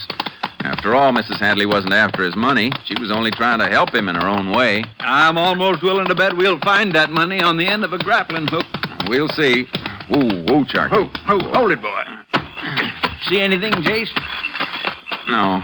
Just like to check under that pier. It's a good place for a body to get wedged in. Well, you better be careful. This old pier is rotten clean through. Not safe to use anymore. Uh-huh. Couple boards missing. You can see straight down to the piling. Yeah. Let me take a look. See anything, Jace? No. It's all clear down here. Let's go out to the end. Sheriff, have any of the dragging crew been on this pier? No, I told them to keep off. Why? There's fresh mud tracks on this planking. Well, I know none of the boys were out here. Looks like these tracks were made by someone who got out of a boat. You mean maybe Roscoe Cryder didn't commit suicide? I don't know. We didn't find any suicide note. Besides, what proof do we have that Roscoe Cryder wasn't robbed and killed? You think these tracks belong to somebody who killed Roscoe? It's sure possible. Killer could have tried to make it look like suicide by rowing Cryder's body out the middle of the lake and pushing it overboard, then landing here at the end of the pier. Yeah, that'd sure explain these muddy tracks. Yeah. Another thing. The wind's been blowing from the southeast for the last couple of days. The boat would float right toward that inlet. That's just where we found it. Maybe you're right, Jace. Maybe it was murder. When we find the body, we'll know for sure. So, now we start looking for a murderer, huh? Uh-huh. And a clever one. Somebody who knew Roscoe Cryder was carrying a lot of money. Only two people knew that, Mrs. Hadley and Sam White. That's just what I've been thinking. Let's go pick him up.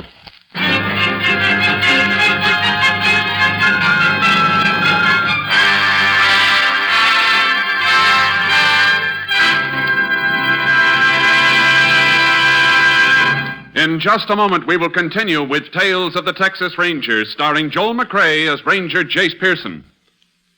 At this moment, throughout the country, millions of motorists are beginning to wend their way home along crowded highways from a long Independence Day weekend. It is at times such as these when accidents happen more frequently, when death and driving draw closer together. You can help to decrease the accident and death rate on our nation's highways. Excessive speed for driving conditions is a major cause of many motor accidents.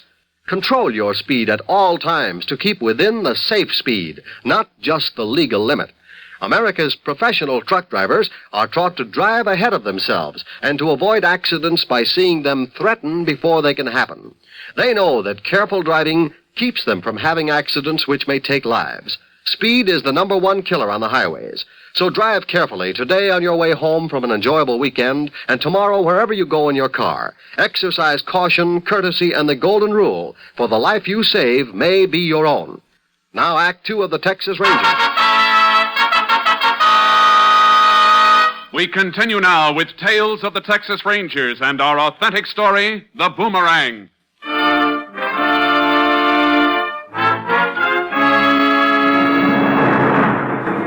We left the crew at the lake and drove to Sam White's dilapidated farmhouse. Outside, we saw an elderly woman trying to lead a mule up a ramp into the back of a truck. You ornery critter. Wonder Get who up that there. woman is. Sam isn't married. Probably a neighbor. Howdy, boys. Howdy, man. Howdy. How come Sam isn't out here helping you with this mule? No, he moved. Come on now, get up here. This here mule's as stubborn as Sam White. When'd he move? Last night, bought all his stock, but this ornery mule of his won't pay me no mind. Get on up there. I'm gonna have to take a whip to him, sure as I'm born. Know where Sam went? I got no idea at all. When he come by last night, he had all his stuff piled on the trailer, hooked on back, the old wreck he drives. Believe I know you, do I, ma'am? Sure you do, Sheriff. I'm Red Russell's sister, live over near the South Wash. Oh, of course. I didn't recognize you with your hair, Bob. Did Sam say where he was going? Nope, just said, doggone you, mule, now get on up, not down. Come on now, come on. That's it, boy. Land sakes, that was. Would you mind just shoving that ramp and closing the tailgate? Sure, ma'am. Thanks. Now, what was I telling you? About last night. Oh, yeah. Well, Sam said it was an emergency. Had to go away, didn't say why. So he sold me the whole shooting match. Already got the hogs and a couple of Angora goats and some chickens. He didn't even know for sure how many of them he had. And then this here mule. Did he act like he needed money? No, sir, I wouldn't say that. He was satisfied with $42 I give him for the whole batch of stock. Them goats and hogs are worth more than that by themselves. Seems like he wanted to sell out at any price. Are you sure he didn't say anything that would tell where he was heading? Nope, not a single word. I signed over the milk check the dairy give me, and he drove off. Check? Yep. Something wrong? What company issued that check, ma'am? Criterion Dairy. Thanks, ma'am. Come on, Sheriff. Where are we heading, Jace? Criterion Dairy. When that check comes back, we want to know where it was cashed.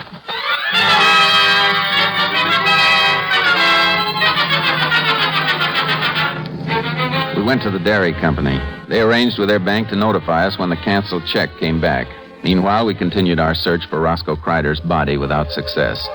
A week later, the check came through. It had been cashed 300 miles away in Tucker, Texas, by a real estate broker named John Cooney. We went there. Oh, that's it, Jace. There's your sign, John Cooney. Maybe Sam White bought some property. Here, I'll get it. Thanks.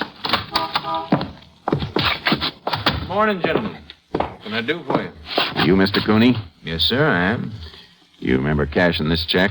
Let's see now. Oh, sure. I took it as a rental payment a few days ago. From a man named Sam White? That's right. Rented him a little place out on York Road, and he gave me the check for part of the rent. Is something wrong with the check? No, it's okay. How do we get to Mr. White's place? Well, it's about 3 miles out on York Road. But if you want to see him, he's probably in town. What makes you think so? Well, when he rented the farm, he asked me where he could pick up some stock. I told him to go down to the auction yard today. They have sales every Monday, you know. I'm sure he'll be down there. That's about it, Jace. Yeah. Let's get over to that auction.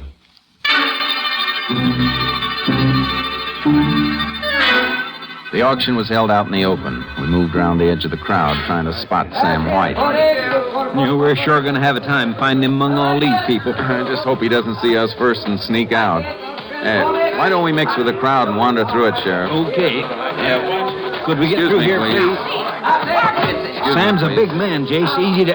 Hey, Jace, I think I see him. Where? Right up front, wearing that checkered shirt. Uh-huh. Come on. Excuse me, please. Pardon me. Let us through, please. He sees us, Jace. Look, there he goes. Keep an eye on him, Sheriff.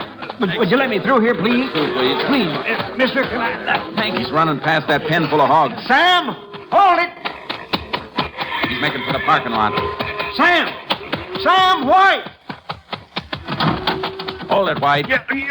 You're not going anywhere, so just stand still. Well, what do you want of me, Ranger? I ain't done nothing unlawful. And then why are you running away? I wasn't running from you. Fact is, I didn't see you. I forgot I had to meet a feller. I was in a rush to get there. You ain't going to hold me back, are you? You're darn right we're going to hold you. You've got a lot of answering to do. About what? I don't know what you want me to tell you. Why did you leave Catonsville in such a hurry? Well, there's no crime in moving. It's a free country, Ranger. How come you picked the day Roscoe Cryder disappeared? Well, when I heard poor Roscoe drowned himself, I didn't feel like staying around no more. Are you sure you didn't leave because you murdered him? Ranger, you ain't serious, are you? Me kill Roscoe? Why, We is closer than most kinfolk. He had $1,400 on him the day he disappeared. Outside of his daughter, you were the only one who knew that. Well, that don't make me no more a murderer than a blue-nosed mule. Where'd you get enough money to be stocking another farm? Sold all my livestock before coming here. I can prove it. You don't have to. We know you only got $42 for it. How about it, Sam? You want to tell us the truth? You're digging a dry well, Sheriff. I wouldn't rob or kill Roscoe, rest his soul, no more than I can fly like a bird. Sam, if we find that money in your house, you're in for a lot of trouble. You know that, don't Now, you stay away from our house. There ain't nothing in it to interest you at all. Quit stalling, Sam. We think you murdered Cryder and took his money. You're gonna have to prove it. Maybe we will. Sheriff, let's lock him up.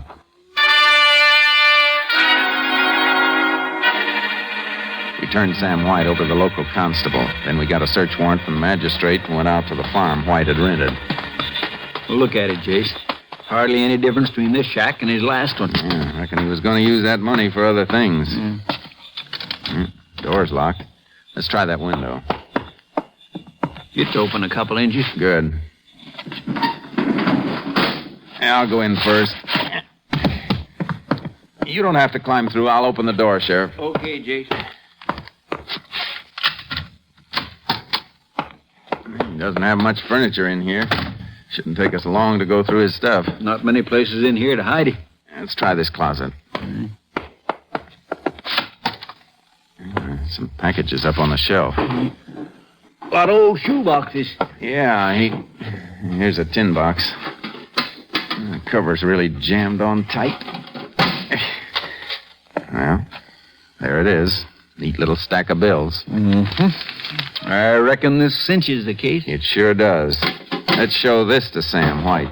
See what he has to say. Come on. Hey, wait a minute, Sheriff. What is it? You hear that noise? Sounded like it came from that back room. Careful, Sheriff. What? Roscoe.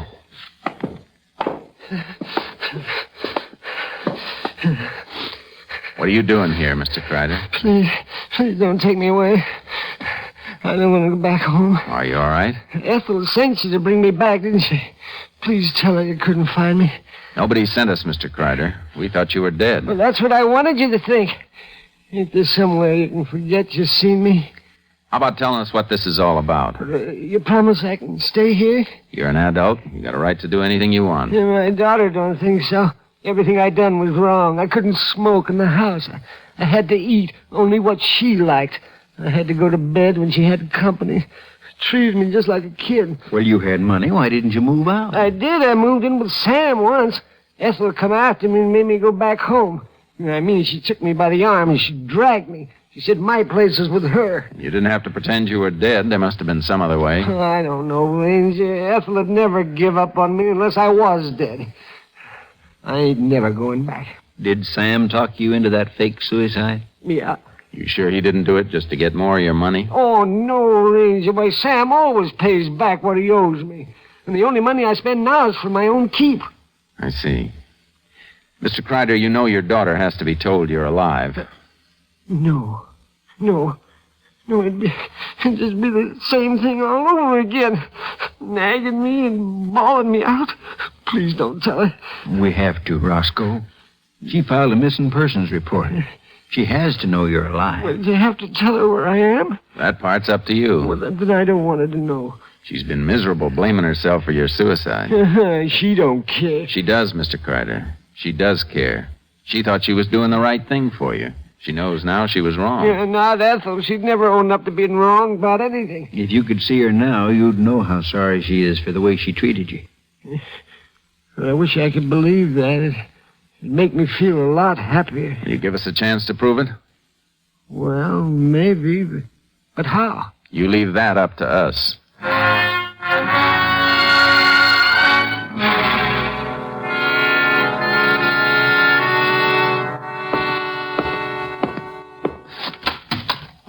You can come into the office now, Miss Hadley. Thank you. Hello, Ranger. Hello, Mrs. Hadley. Sit down, won't you? Thank you. The sheriff said you had something to tell me. Yes, ma'am. We've got some news for you. Your father's alive. Alive. Oh, thank God. Thank God. Is he all right? He's fine, Mrs. Hadley. Tell me, where is he? That's something we can't tell you. You mean you don't know? We know. Then I don't understand. Why can't you tell me? Because he asked us not to. Oh, he hates me. He hates me that much. No, ma'am, he doesn't hate you. He must. If he didn't, he'd want to see me. Maybe he does want to see you, but he's afraid you'd make him come back and live with you. No, I wouldn't. Mrs. Hadley, your father likes his freedom. I know that now. But I love him so. I thought everything I did was for his own good. I was wrong. Well, we all make mistakes. He'll never forgive me. Now I'll never be able to see him again. Oh, Paul. Excuse me a minute, Mrs. Hadley.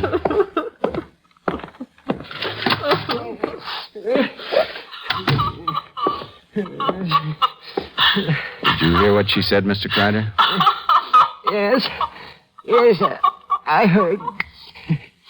You believe us now? I believe you, Ranger. I want to see her.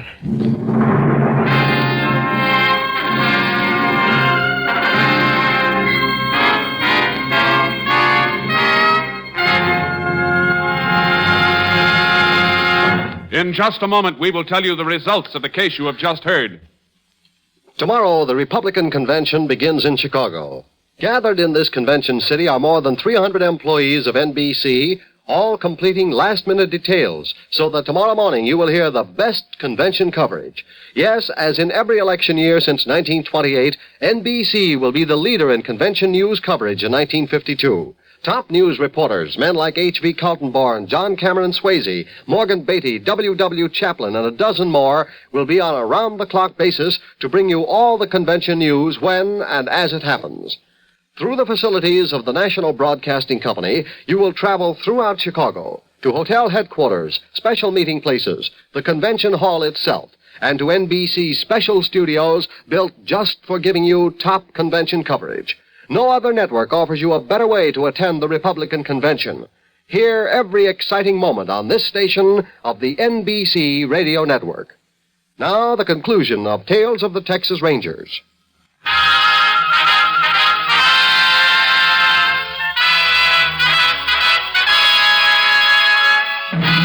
And now, here are the results of the case you have just heard. Mrs. Hadley kept her word.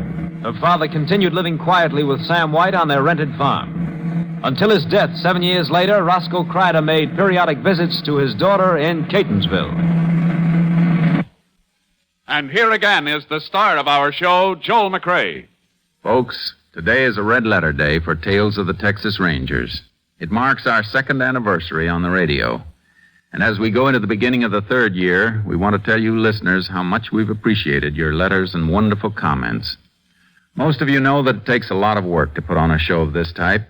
From the gathering of the research material to the sign-off of the actual broadcast, there are dozens of people who help to put over Tales of the Texas Rangers.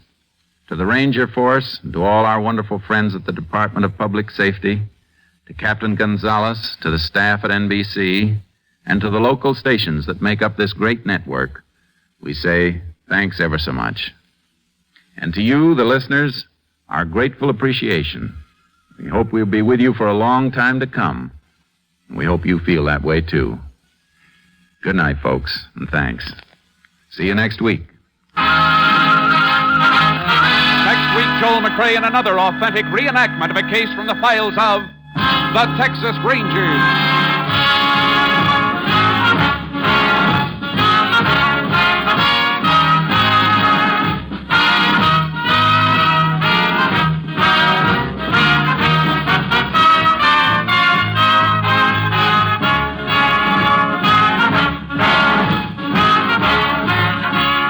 Joel McRae is currently seen in San Francisco Story, a Warner Brothers release. The cast included Tony Barrett, Elizabeth Slifer, Ralph Moody, Howard McNair, Parley Bear, and D.J. Thompson. Technical advisor was Captain M.T. Lone Wolf Gonzalez of the Texas Rangers. This story was transcribed and adapted by Bernard Ederer, and the program was produced and directed by Stacy Keach. Hal Gibney speaking.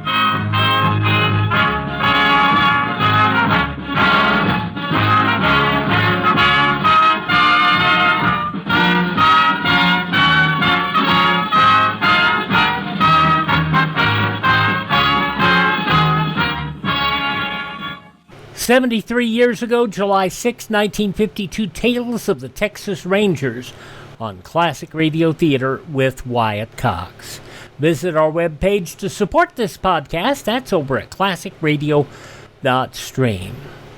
A late episode of Suspense, not real late, just 1958. That comes up next.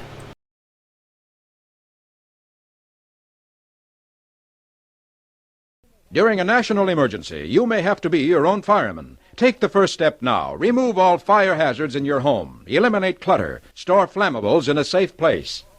Okay, this is a patchwork together episode of Suspense. It's mostly from an Armed Forces recording of the program, July 6, 1958, 67 years ago. It was restored by the folks at the Suspense Project, who do a lot of restoration and cleanup of a lot of these great old suspense shows. This one is entitled Rub Down and Out, and this is from 67 years ago today.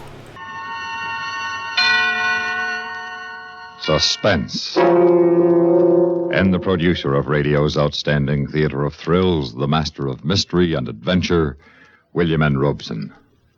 A person with murder on his mind and a reasonable amount of do-it-yourself resourcefulness should never lack for the means of mayhem. There are always knives in the kitchen, blunt instruments in the workshop, and of course the family car in the garage. Although it has never been the avowed intention of Suspense to teach the fundamentals of homicide, we are not above a delicious chill of discovery when we come upon a new and unique murder weapon. And we feel an obsessive compulsion to share it with our listeners. Around such a modus operandi, our story revolves. Listen then as Lloyd Bridges stars in Rub Down and Out, which begins in just a moment. In what form can an act of military heroism be acknowledged? In one example, the form is a rectangular blue ribbon set in a gold-colored metal frame of laurel leaves, worn centered over the right breast pocket of the uniform. A bronze oak leaf cluster may be affixed to the ribbon for each subsequent award of the same decoration. This is the emblem of the Distinguished Unit Citation, awarded to units of our armed forces and those of our allies for extraordinary heroism in action against an armed enemy. One of America's newer military decorations, it is designated to recognize activity on or after December 7th, 1941. The Distinguished Unit Campaign streamer is blue, with the name of the cited action embroidered in white. To be eligible for this citation, the degree of heroism required is the same as that which, in an individual, would warrant the presentation of our second highest award for valor, the Distinguished Service Cross. The Distinguished Unit emblem may be worn permanently by all those involved in the cited action. But for those individuals joining the unit later, the emblem may be worn only for the duration of their assignment. Both as individuals and as members of military units, America's servicemen have proved themselves worthy of medals and worthy of admiration by their countrymen. And now, Rub Down and Out, starring Lloyd Bridges. A tale well calculated to keep you in suspense. You'd think that Southern California would be the last place where a health club would pay off. With all that fresh air and sunshine, Pacific Ocean they advertise. But there's always guys who want to put on muscles and dames who want to take off pounds. So my little enterprise on the Sunset Strip was paying off real good. Zach's Sunset Health Studio, I called it. Of course, you get all kinds of trade in the Strip. Legitimate and the other kind. Big Willie Spang was one of the other kind. A lard tub, but loaded. Big Willie was known around town as a promoter, but nobody seemed to know what he promoted. Used to come in every Friday night around 7 for a sweat in the steam room and a rub-down just before he left for the fights. That's how I found out at least one thing that Big Willie had promoted. A beautiful wife. Oh, pardon me. Yeah? Well, what can I do for you? Is Mr. Spang through yet? Yeah, I think he is. You ought to be out any minute now, Mrs. Spang. Oh, well, Mrs. Spang. My name is Zach Weston. It's nice meeting you. Oh, thank you. Oh, there he is now. Joycey. There you are. Hey, Zach, this is my wife, Joycey. Yeah, we just met. This is Zach's partner, Joycey. This is Frankie Schatz. Well, howdy, Mrs. Spang. Glad to know you. Hey, Zach, I gave Frankie some tips, boy. You bet him, I say. You make a few bucks, huh? Make yourselves $1 million. We appreciate it, Big Willie. Yeah, you oughta. It's good advice. Well, let's go, Joycey. I don't want to be late. Good card tonight. Got a kid in the second bout. Gonna win it. You bet on him, boys. You bet like a Italian. You'll make a buck, huh? Come on, Joycey. See you guys. Yeah, good night, folks. Am I seeing things? Oh, you got 20/20 vision, kid. That was for real. Ooh, Papa, buy me something like that. Class, Frankie. Class. What does it take? I'm 5'10" with an electric personality. And a thin wallet. Yeah. Look, Zach, let's get rich, huh? Let's make a buck like Big Willie says. Let's make $1 million and get something like that, one for each of us, just like Big Willie. I didn't tell Frankie, but I didn't think that it would take $1 million. It wasn't what she said. She hadn't said anything, really. It was just the way she looked at me. The kind of a look that tells you this is a beginning. The kind of a look that tells you the phone will be ringing soon. Tomorrow, next day, as soon as possible. Hello? Is this Zach? Uh-huh. This is Mrs. Spang, Zach. Yeah, I know, Mrs. Spang. Big Willie talks about you all the time. You've done wonders for him. Oh, well, I'm glad he thinks so. Zach, how about doing something for my muscles? Well, I'd say your muscles are fine, just the way they are, Mrs. Spang. Well, you do advertise for men and women, don't you? Yeah, that's right. Well, then, can I make an appointment? When would it be convenient for you, Mrs. Spang? Wednesday afternoon, about 3. All right, that'll be fine, Mrs. Spang. Oh, Zach, why not forget the missus? I feel I've known you a long time. Through my husband. Wednesday afternoon at 3 for your workout, Mrs. Spang. Wednesday, she showed up at 3. Frankie had taken the afternoon off, and the place was empty except for Benny, the punch-drunk fighter who helped out around the joint. Hey, Benny. Benny! Yeah, Zach, yeah. Hey, you see that, Zach, huh? I'm getting good, huh? Hey, maybe one of these days, huh, Zach? Yeah, Benny. One of these days, you'll be back in the ring. Hey, what do you want, Zach, huh? The gym, huh? I want to use the gym. You go back and rinse out the steam room. Go ahead, Benny. Take 5. Oh, sure, Zach. Hey, you bet. Yeah, I'll take 5. Rinse it out. You bet. Yeah. Well, Zach, you all ready for me? Yeah, all set. How do we begin? Well, I think we'll start off your first day kind of light. It's not good to exert yourself too much the first day.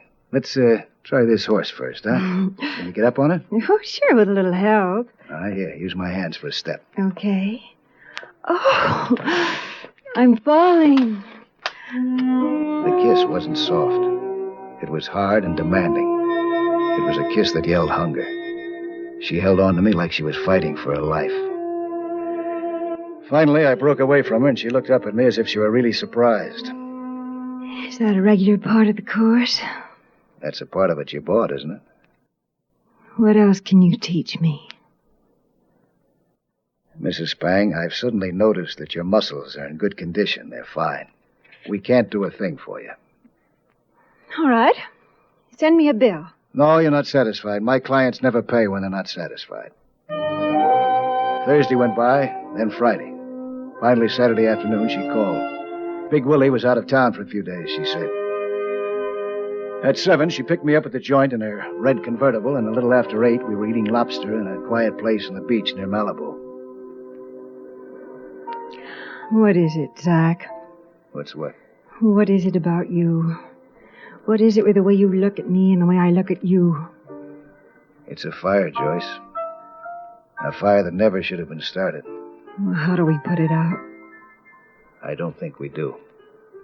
Oh, say nice things to me, Zach. You're another man's wife. He's not a man, he's a... Oh, I hate him, Zach. You know it's possible for a woman to hate a man she's married to? You made a promise, remember? People who are desperate make all kinds of promises. Oh, I've honored him and I've obeyed him. But I broke my promise to love him. Zach, tell me what I want to hear, please.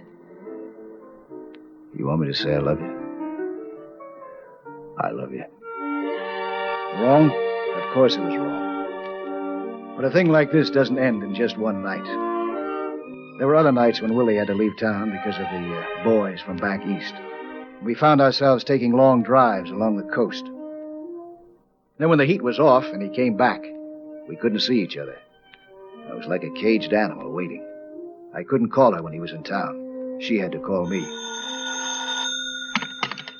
Hello? Zach, listen, Zach, I've got to talk to you. What's the matter? Well, I can't tell you over the phone. I think he knows, Zach. I think he knows about us, and I've got to talk to you. All right, where? Well, I'll pick you up in front of the signboard at Sunset in Doheny. 8 o'clock. Okay. I'll drive the sedan. All right, I'll be there.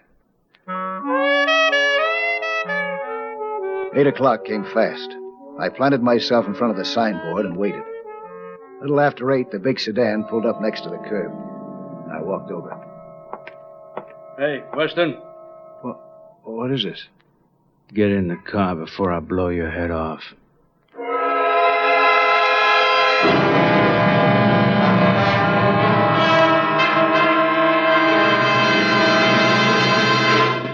In a moment, we continue with the second act of Suspense. I have never read a collection of American folklore which had a section devoted solely to the downtrodden commuter, but there should be. There are legends galore about the miseries of these poor folk. For example, there was this train in Idaho that was a mite slow.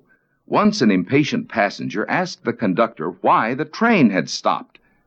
"There's a cow on the track," he said. "We have to chase her away." A little later, when the train stopped again, the passenger roared, "Now what's wrong?" "Oh," said the conductor serenely, "we just caught up with that cow again." Folklore belongs to every nation's legendary past, and I guess we Americans have our share of some good ones. Like the one about... but we'll have to save that one for the next time we travel your way. See you then. And now, starring Lloyd Bridges, Act 2 of Rub Down and Out. Nobody said anything. This big moose in the back held a gun on me, and the little guy in the front seat drove out Sunset, then up Beverly Drive and on into the hills near Franklin Reservoir, where there aren't any houses, and there aren't any lights, and no traffic. All right, get out. Go on, get out. Will you tell me what this is all about? Some advice, Mr. Weston. We've been asked by a friend to pass on some friendly advice. What friend? Don't you know, Mr. Weston? A friend who thinks you're a homewrecker. Oh, homewrecker?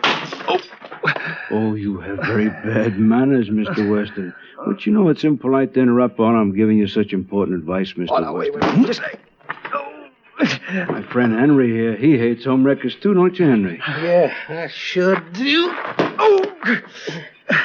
What's the matter, Mr. Muscle Man? Can't you take it? Double-cross me. Oh, that's a very bad thing to say about my friend's wife. Oh! Very bad. Oh, please. You oughtn't to go around wrecking homes, Mr. Weston. You can get into a lot of trouble. All right, hold it, Henry. Oh, I hate homewreckers, Opal. Well, sure you Just do. once more. All right, Henry. That's enough, I said. I think Mr. Weston gets the point.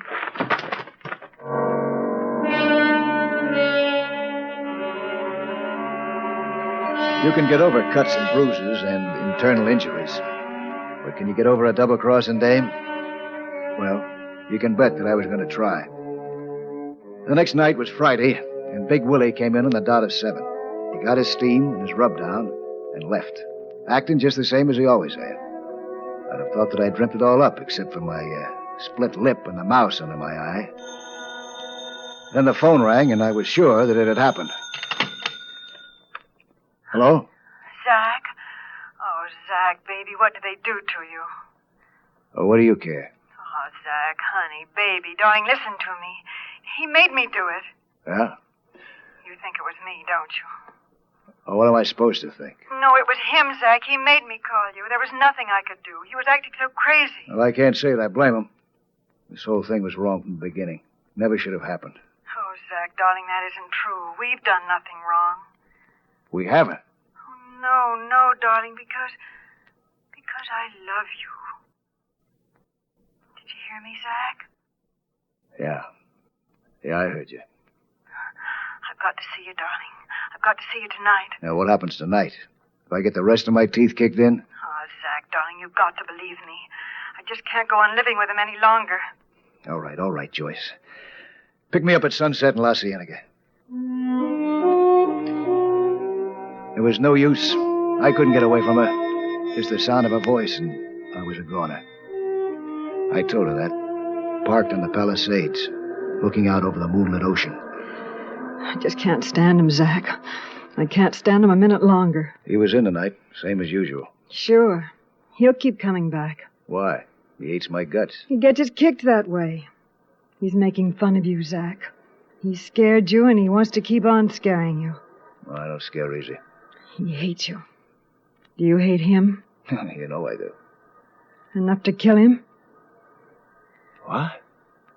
For me? For us?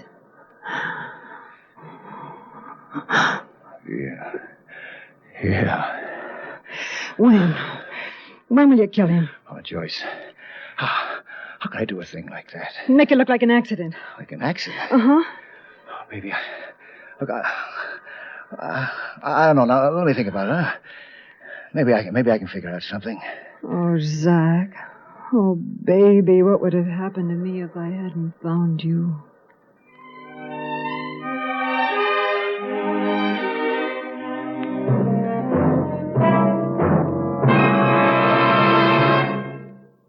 In a moment, we continue with the third act of Suspense. Memo on medals. Information about our military awards and decorations. Service medals are given for honorable performance by military personnel in specified geographical areas between specified dates. Unit decorations are those awarded to cited units of the armed forces for exceptional performance in armed conflict. In most cases, they are worn centered immediately above the right breast pocket, while individual decorations and service medals are worn over the left breast pocket. Many American awards and decorations may be presented to people of other countries, but not the Purple Heart. This distinguished and cherished medal was first conceived by George Washington during the Revolutionary War, the purpose being to demonstrate, in his own words, that the road to glory in a patriot army and free country is open to all. Awarding of the Purple Heart was discontinued after the Revolutionary War until it was revived in 1932 as a memorial to our first president on the occasion of the 200th anniversary of his birth. As recognition for special acts of public service, medals are among the most coveted of all awards.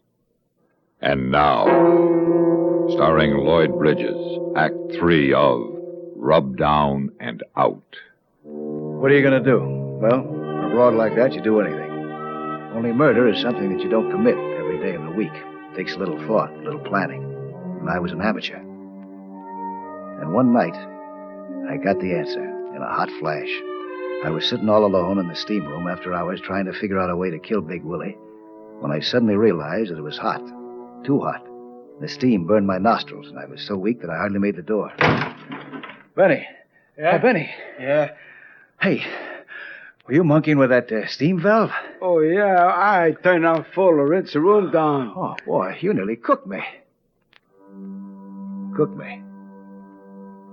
Yeah. Sure. There was only one door to the steam room. It was big, heavy, and it locked from the outside. And tomorrow was Friday.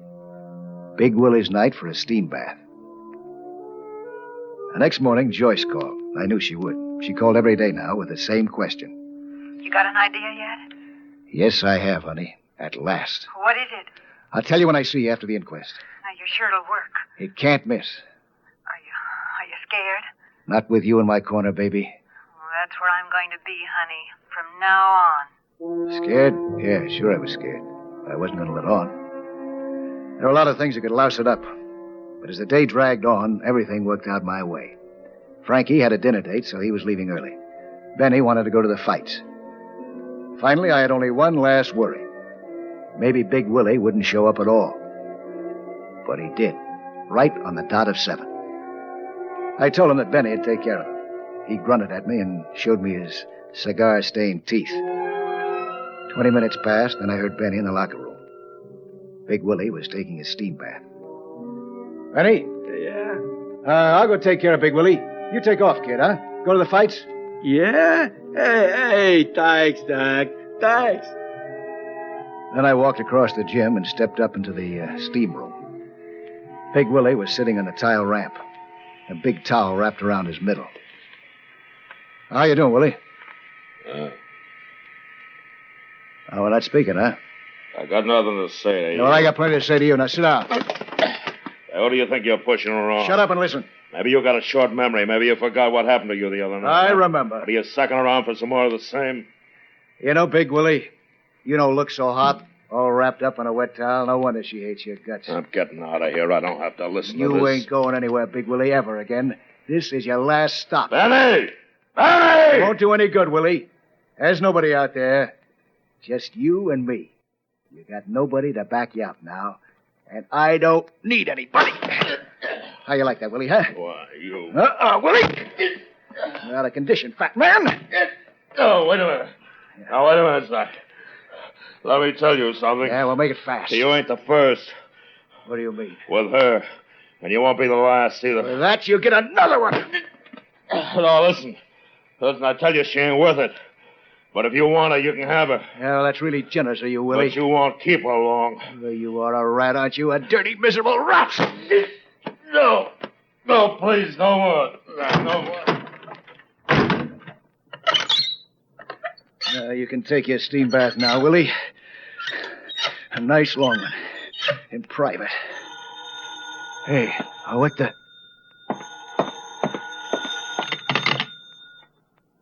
Hello? Zach. Zach, don't do it. Huh? What? Don't do it, Zach. It's done. He's in the steam room now. Maybe you can hear him screaming. Oh, let him out, Zach. The police. Police? Yes, they were here looking for him. Well, why? Well, I don't know, but they wanted to know where he was, and I told them. You told them? Well, I had to. Zach, I didn't think you'd do it so soon. I didn't want you to get into trouble. Oh, Zach, don't do it. I'll talk to you later, baby. Talk to you later. Yeah, Willie. Yeah, just a minute, Willie, boy. Oh, no. It's stuck. The valve's stuck. Just a minute, Willie. Just a minute. I'll open the door, Willie. Oh, it's locked. It's locked. The lock sprung when I closed it. The key. Where's the key? Wait a minute, Big Willie. Now, wait. The key must be here somewhere. Oh, no, the key. I've got to find that key. Is this the key you're looking for, Weston? What? Police Lieutenant Arnold. Here, Sergeant. Unlock the door. Willie was still alive when they got him out of the steamboat. So they put him away for a long, long time. On, of all things, income tax evasion. After the judge heard my story, I ended up with 1 to 2 years for assault with a deadly weapon. Sentence suspended. I bet it's the first time that a steam room was ever called a deadly weapon. Joyce? Well, Big Willie was right about her. I hear she's in Chicago now with one of the boys from back east. I guess they had more than one reason for wanting to get rid of Big Willie. And when I stop to think of it, in a way, I can't blame them.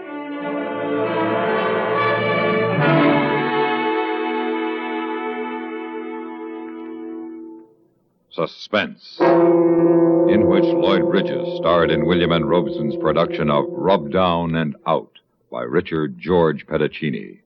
Supporting Lloyd Bridges in Rub Down and Out were Tracy Roberts, William Conrad, Eddie Marr, and Jack Crucian. Listen again next week when we return with another tale well calculated to keep you in suspense.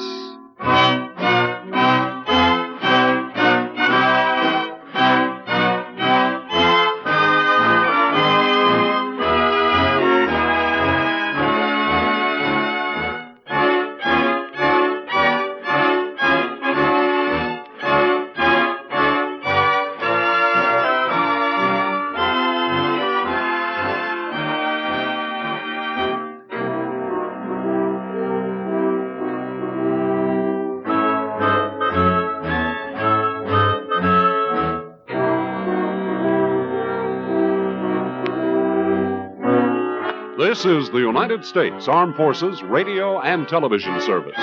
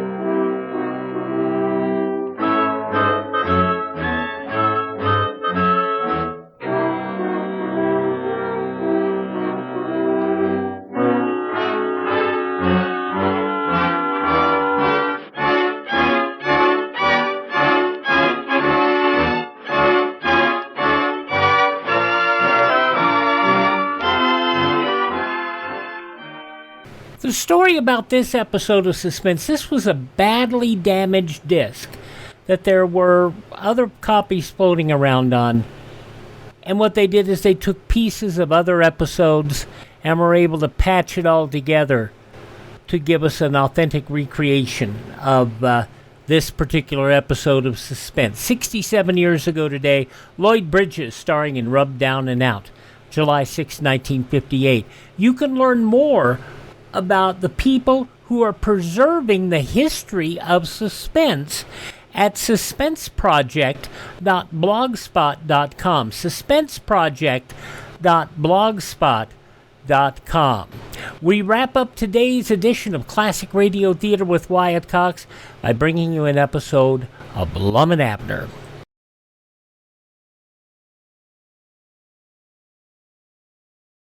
In case of enemy attack on our country, these two numbers, 640 and 1240, may save your life. They are your Conelrad frequencies. Remember, 640 and 1240. We wrap up this edition of Classic Radio Theater with Wyatt Cox as the Blum and Abner roll into a new storyline that kind of started in the last time we got together. There's a baby in the Jot 'em Down store. How did it get there? And why? That's what you'll hear coming up here in this episode of Blum and Abner from 83 years ago, July 6, 1942. The makers of Alka-Seltzer bring you Blum and Abner.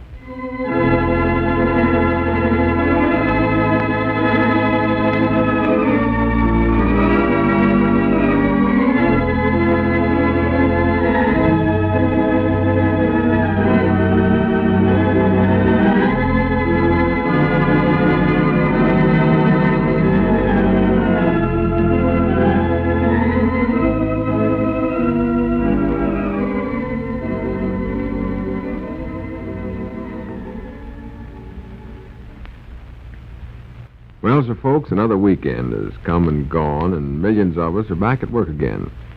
Tell me, when you went back to work this morning, were you ready to pitch in and really get things done? Or did the too busy weekend slow you down a little? Perhaps eating not wisely but too well left you with a headache or a sour, upset stomach. Perhaps a strenuous workout in the garden or on the golf course left your muscles aching and painful. Well, here's hoping you remember to drink a glass of sparkling Alka-Seltzer. For Alka-Seltzer can help you feel better fast. Try it, won't you? Next time any of these common disturbances upset you. You'll just never know how much better Alka-Seltzer can make you feel until you do try it. And now, let's see what's going on down in Pine Ridge. Well, Pine Ridge is still minus 2 of its citizens, Elizabeth and little Pearl, but it has now acquired a new citizen, at least temporarily. A young woman appeared at the Jot 'em Down store and left her baby with Lum and Abner while she went to the post office to buy a money order. However, she never went to the post office, nor did she return for her baby. And so far, no trace of her has been found. As we look in on the little community today, we find Abner in the Jot 'em Down store and library. Lum has just entered. Listen. Yeah, morning, Lum. Whereabouts is the baby? Oh, let me sit down here. I'm wore to a frazzle. Oh. Wore to a frazzle. Hey, where's the baby at? Oh, I left him over at the place there. By himself? No, I got Mousy to come over and stay with him. Mousy, now what does he know about taking care of babies? Well, I just give him instructions what to do. Just takes a little common sense, that's all. Women folks always make a lot of fuss over taking care of babies, but that's just a lot of husk and shuckings. How'd you get along with him last night? Oh, fine, dandy. Weren't nothing to it. Well, what you so wore out for then? You look like you never had a wink of sleep. Well, I did get up once or twice with him. Just routine stuff, though. Just checking up on him. Uh-huh. He cried a little bit long, about 10 o'clock, and I got up to see what was wrong with him. What was wrong with him? Well, I never did find out. I got him right back to sleep, though, in an hour or two. Maybe it's 3, I don't recollect. You mean he cried for 3 hours? Well, not study. He'd let up once in a while, especially when I'd swing him up over my head. Was you swinging him around in the air in the middle of the night? Well, he seemed to like it. My arms got awful tired, though, I can tell you that. I do know. Did he ever get back to sleep? Oh, yeah, sure. He went to sleep all right. I don't know, but I believe I must have some magic touch with young'uns. He went right to sleep after a while. Of course, a funny thing happened then. Funny thing? Yeah, I hate to tell it on myself. When he finally went to sleep, he was so doggone quiet that I got to worrying about him, so I got up to see why he wasn't making more noise, and then that woke him up, and he started crying all over again. He did? Dog his nom, now you're going to ruin that baby. No, I ain't. It's natural for babies to cry. Besides, he never cried much the second time, just a couple of hours is all. Couple of hours? Yeah, I got him back to sleep again. I sat up in my rocking chair and rocked him the rest of the night. For the land's sakes, Lum, that ain't no way to do with a baby. You're going to spoil him that way. Now, you better let me take him home with me tonight. No, now, he's sort of used to it over at my place for now. Ain't good to drag young'uns all over the country to a lot of different places. Besides, Elizabeth ain't showed up yet to take care of him. Well, I can do it. I'd do a heap better than you're doing, I can tell you that right now. No, you couldn't, Abby. Yes, You still got them old-timey ideas about raising young'uns. Wait a minute, I believe that's our ring. Yeah, my ideas might be old-timey, but they don't keep a young'un crying all night long, I'll tell you that. Hello, Jot 'em Down store, library, and publishing company. L. Eddard's talking. I just cried for 2 Oh, hello, Mousy. What's the trouble? Rock him all night. Yes, huh? Well, maybe he's a little hungry. Yeah, better give him some more milk. Tell him to warm it up first, Lum. Warm it up first, Mousy. Oh, I don't know, about a quart, I reckon. That's way too much, Lum. Make that a pint, Mousy. That's still too much. Well, give him as much as he wants and see how that works, Mousy. Yeah, call me back and let me know. All right, Mousy. Goodbye. Doggy's Lum, you don't even know how you're supposed to feed him. Well, I hate to see the little feller starve to death. Wouldn't hurt to fatten him up a little. He's fat enough just like he is. I recollect when little Pearl was about his age, he never weighed no more than... Wonderful world. Oh, howdy, Cedric. Oh, howdy, Mr. Abner, Mr. Lum. Well, I got some news for you, Mr. Uncle Henry Lunsford told me about it. Uncle Henry, the town marshal? Yes, Mom. Oh. Yeah, I told Uncle Henry to check up on that woman that left the baby, Abner. Oh. What did he find out, Cedric? Well, he said to tell you he ain't found out nothing so far. Nobody knows nothing. Well, didn't nobody get the license number on her car or see what state it was from or nothing? No, Mom. Nobody knows nothing, he said. Hey, Doggy's Lum, this is curious, you know what? First Elizabeth and little Pearl runs off, and we don't hear a single word from them, and now this woman disappears and leaves a little young'un in our store. We don't know where she went or nothing. Yeah, it does look mighty curious, don't it? Yes, sir. Reckon what a woman like her'd want to run off and leave a little baby for. Special, such a cute one. Well, maybe she's just poor and couldn't afford to take care of it no more. Well, that woman never looked poor, though. She's wearing nice clothes and driving her own car. Yeah. No, that couldn't have been it. No, I reckon not. No. There's something mysterious there, and I aim to find out what it is, too. I wish we could. First thing we got to do is find out who that woman is. Yeah. She sure likes to ask questions, don't she? Likes to ask questions. What do you mean by that, Cedric? Well, the other day she... Is that your ring there? Oh, yeah. Just a minute, I'll get... Yeah. Hello, John, I'm down store in library. Lum Edwards talking. Huh? Oh, what is it, Mousie? Wouldn't work, huh? Is he still crying? Yeah. What's that, Mousie? Well, I'd try something else this time. Give him some orange juice and tomato juice and anything else you see there. Well, don't give him too much, Lum. There's some buttermilk there, Mousie. Crumble a little cornbread up in it. 1, 2, goodness. Yeah, try that, Mousie, and if it don't work, call me back. All right, Mousie. Goodbye. That dog is Lum. Now, you're going to feed him too much stuff. No, I ain't. Little feller's natural hungry, and got to have a lot to fill him up. When he gets his stomach full, he'll stop that crying and Well, crying. maybe that ain't why he's crying, though. Maybe it's something else. Listen, Abner, I know what I'm doing. You just leave him up to me. What was you saying, Cedric? Mom? What'd you start to tell us about that woman asking questions? Oh, that, Well, the other day she seen me crossing the road and stopped me and asked me a lot of questions, that's all. Well, what was some of the questions, Cedric? Oh, I forget most of them now. Mostly she asked me about you fellas, I think. Us fellers? Yes, Mom. If you's making any money and if you's kind and gentle and, well, I don't know what all. Want to know if we's making money, huh?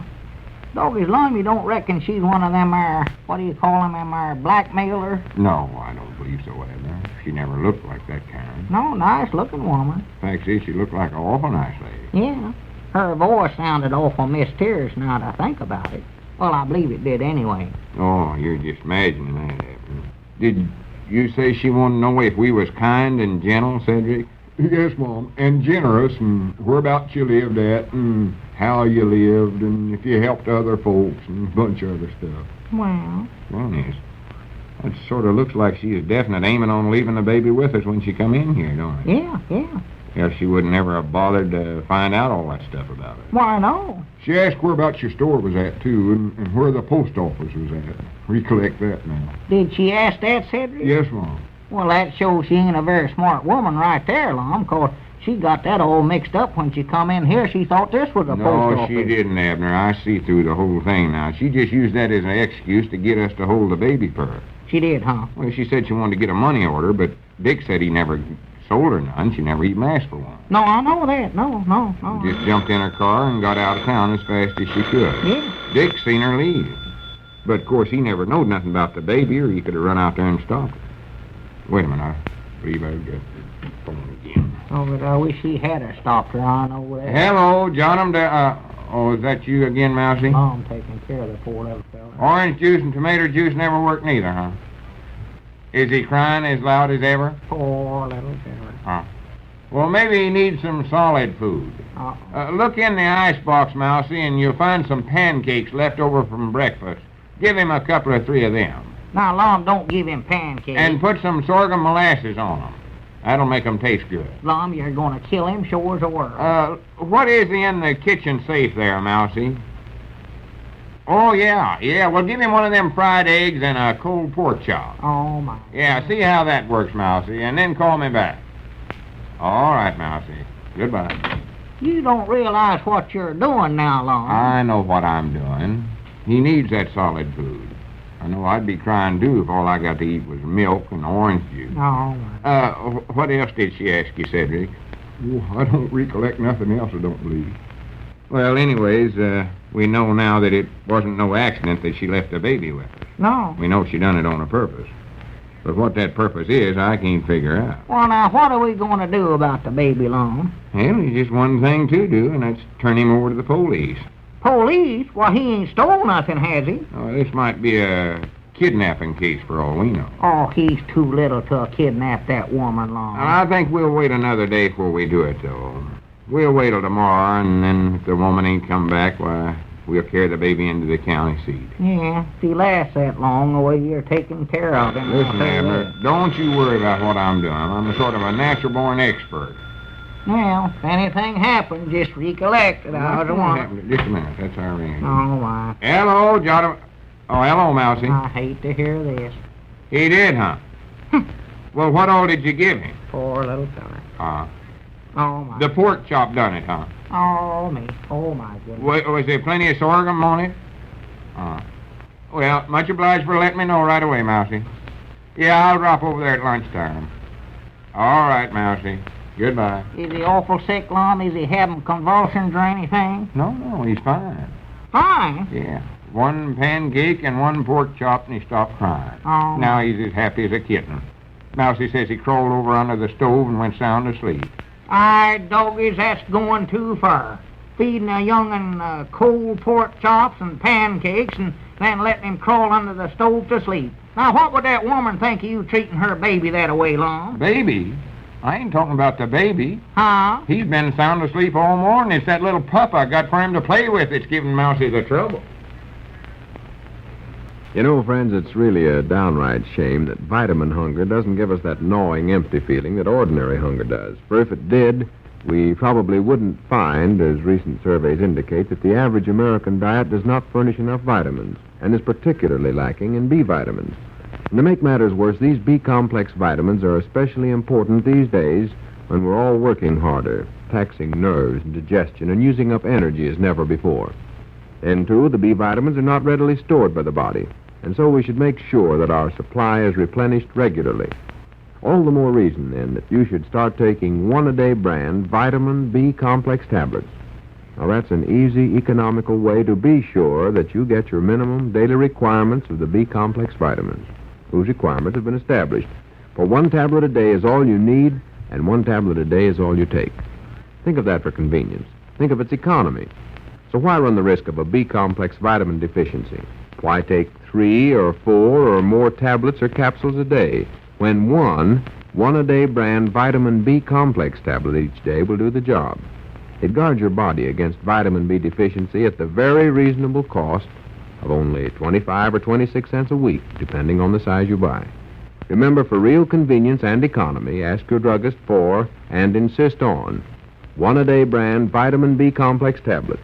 Look for that big 1 on the package.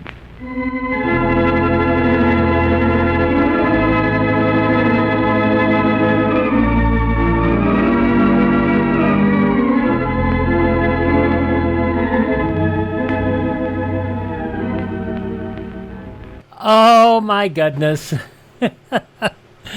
You never know with Lum and Abner. 83 years ago, July 6, 1942, Lum and Abner here on Classic Radio Theater with Wyatt Cox. Tomorrow, an episode of Escape. The Kipling story, The Man Who Would Be King, did justice triumph. Richard Rogue being portrayed by Dick Powell in Rogue's Gallery. Candy Matson and Lum and Abner on tomorrow's podcast. Thanks for being with us. We'll see you on Monday for another podcast of Classic Radio Theater. I'm Wyatt Cox.